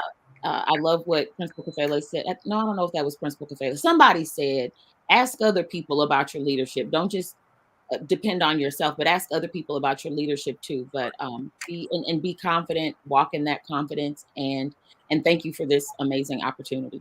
Absolutely. Tiffany, did you go? Yes. Okay. Yeah. Yeah. So Principal Kafele, thank you. Isaac, thank you for being a co-editor. I want to thank all of our contributors, including Dr. Spicer and the future Dr. Ayers, and everyone that contributed to this book. I need folks to understand that there was real fear in writing their stories. Real fear, because a lot of these folks had never told this story. And now it's published, and now it's in infamy. Now it's forever. They are now immortalized in literature now. So don't be afraid to tell your story. Tell it on a podcast, write about it, journal about it, turn it into a book, turn it into an essay. In our space, this is an example of it. Tell your story. Bring people in and let's partner. Reach out to us. I see people saying contact info, please. We can put that in the chat, everyone. Just connect with each other. Keep fighting the good fight. We gonna win. It doesn't matter how many bands. This is a spiritual and a social justice movement at the same doggone time. Oh, we gonna win. Psalm 7:15. Go look it up. Yeah. So if you all could write your write your contact information. Matter of fact, I'm gonna let you say it too, but I want to make sure that we get this book in, race mentoring, and P12 educators. So here we got, you know, I come prepared, man. we got I think like 17 more essays. This is also Aaron, and this one is edited by Aaron. So Dr. Griffen. So this is race mentoring and P12 and P12 educators. So more essays. You can get this from the same place, Amazon, right? So they got the 2 books out. So put the other ones up on the screen, and then let me give you some time to give them your contact information. You can get the book. Everything we've been talking about today is pretty much coming out of this book, Fighting the Good Fight. And I was blessed to be asked to write. You can't see all the print on the top of the book, but that's my endorsement. Yes. Right. So I was blessed to write the endorsement there. So, you know, you got that. So, you know, you can reach Dr. Aaron Griffen, right, at Twitter at what you see on the screen. And then the others, let's go around real quick. Let me start with Cherise, since you're right there. How can the folks reach you, Cherise? Oh, you shouldn't have started with me. I am so new to Twitter and so bad at it. I'm trying to find what is my Twitter handle. I'll come back to you. Let's go with Tiffany. How can the folks reach you if they want to talk to you? Mine's on Twitter at Dr. Tiffany Spicer. It's just like Dr. Griffen's. Yeah, so at Tiffany Spicer, Dr. Tiffany Spicer, or at, yes, sir, Dr. Tiffany Spicer. All right, Dr. Carey. At Chuck C35. Chuck C35. All right, Chuck C35 on Twitter. And then what you got, Cherise? All right, I'm ready now. It's at Cherise _Ayers. You got to spell Cherise right, and you got to spell Ayers. I have a picture of it at Cherise _Ayers. Yep, good stuff. Well, let me say to all of you, thank you. You know, and we were supposed to do this in May, but my guest today, Dr. Rachel Shelley, she was a former Florida Principal of the Year back in 2018, had a death in the family. So then I was able to call Aaron and say, look, let's move that May date to today. And here we are. You know, this was just a good conversation. I'm glad we had it. So as I say when I have these good conversations, I got to get my bat out. You know, I'm wearing a baseball jersey. So certainly the 4 of you hit it right out of the park. Just like Josh Gibson with the Homestead Grays Negro League, you know, so you did your thing. You know, I love this bat because it's got my info on it. Jefferson County in Louisville, they gave me my own bat when I was out speaking this summer. So we hit home runs with it. We hit grand slams with it. So you hit the grand slams. So keep on hitting those grand slams, doing your thing, taking care of business. And I look forward to seeing you all on another occasion, you know, on this platform. You know, absolutely. We didn't exhaust this. It's so much to talk about. Yeah, you're right about that. So before you stay on with me, even when I exit from here, but let me just say to the audience, hey folks, I know it's that time. I appreciate all the ones that stayed on for 3 hours. Join me next Saturday at 10:55. I'll be sitting I won't be sitting in this chair. I got a keynote at my alma mater, Kane University, so I'll be in one of their offices because, you know, nothing stops this. When they invited me to do the keynote, I said, I'm going to do it, but it can't be between 11 and 12 o'clock or whatever. So I'll be on, but I won't be in this location. And then I'll keynote right after I finish. But we'll have Dr. Tommy Welch from Georgia. He was the Georgia Secondary School Principal of the Year back in 2017. He's moved on and doing big work in equity. down there. He'll be my guest next week. Make sure you check out Sean Hurd every Saturday at 10 o'clock Facebook Live, followed by Create and Educate with Dr. Sheikah Houston and Tammy Taylor. And then Unlock the Middle on Sunday nights at 7 with my guide, Principal Josh Tovar. And then the Village Leadership Group with Dr. Roz Gaskins and Coach Williams every Tuesday and Thursday at 6 o'clock Eastern on Facebook Live. Make sure you get your hands on these two. You know, I got the other ones, but we ain't gonna promote all that stuff right now. But the Assistant Principal 50, the Equity and Social Justice Education, Equity and Social Justice Education 50. Make sure you get your hands on those. Amazon is probably the best place, or go to principalkafele.com. It'll link you to Amazon and ASCD, my publisher. Make sure you visit principalkafele.com. In fact, let me put it up here one last time. And all the resources are there. And then make sure that you like and follow my Facebook page called Virtual AP Leadership Academy. I didn't write my commentary last week. I had to take some me time, y'all. So I didn't write it. I usually write that commentary by 10 o'clock. But last week, man, I had to take some me time, so I didn't write it. But I'll have one up tomorrow morning, not later than 10 o'clock. Subscribe to the Virtual AP Leadership Academy YouTube channel. And those of you that have been checking out my new platform, School Talk, I had to suspend that yesterday. It's brand new December. I had to suspend it yesterday because it was too overwhelming. Between travel, the way I do speaking, it takes me a week to prepare for Saturday, the Saturday Academy. I just couldn't do it. So I had to call all my guests coming up. I said, look, I can't. I gotta take care of me. So we'll figure that out, and it'll be back in September. I talked to Gloria Latson Billings recently, and she'll probably be my first guest to start us off in September. So, but we'll talk about that later. Lastly, let me see. I got one nearby. Yeah, I got one right here. It's, you know, people talk about the pandemic in past tense. They'll say, remember the pandemic, or back when the pandemic? No, the pandemic is here, y'all. It's here. So rock this, right? When you go out, when you're around people, you know, sometimes we feel we look ridiculous. I don't like the way I look right now in my mask, but it protects me and allows me to live. I was speaking to a guy in Texas just the other day, and he was saying to me, he said, Principal Kafele, I'm not vaccinated. I don't wear masks. He said, because, you know, people die from the flu. They die from this. They die from that. I said, yeah, but I'm not advocating the vaccine on this platform, but the vaccine keeps you from dying, sir. You know, so yeah, them flu deaths you talk about, fine, but the vaccine will keep your butt alive, right? You might get sick, but at least it'll keep you alive. But again, I don't push that on here because I know people got their own thoughts, and I respect that. But don't come at me talking about no flu and comparing diseases and illnesses, because then that's, you know, because that stuff I'm going to debate you on. So anyway, get your exercise in. I'm going to get about 2 miles in, right, today and tomorrow. And just all your COVID precautions. So with that said, everybody have a great week. Have an extraordinary week. Have your best week yet. Peace. Peace. Thumbs up. Cock that fist back. Count to 3. 1, 2, 3. Bam! I see you all next Saturday. And my guests, stay on for a second.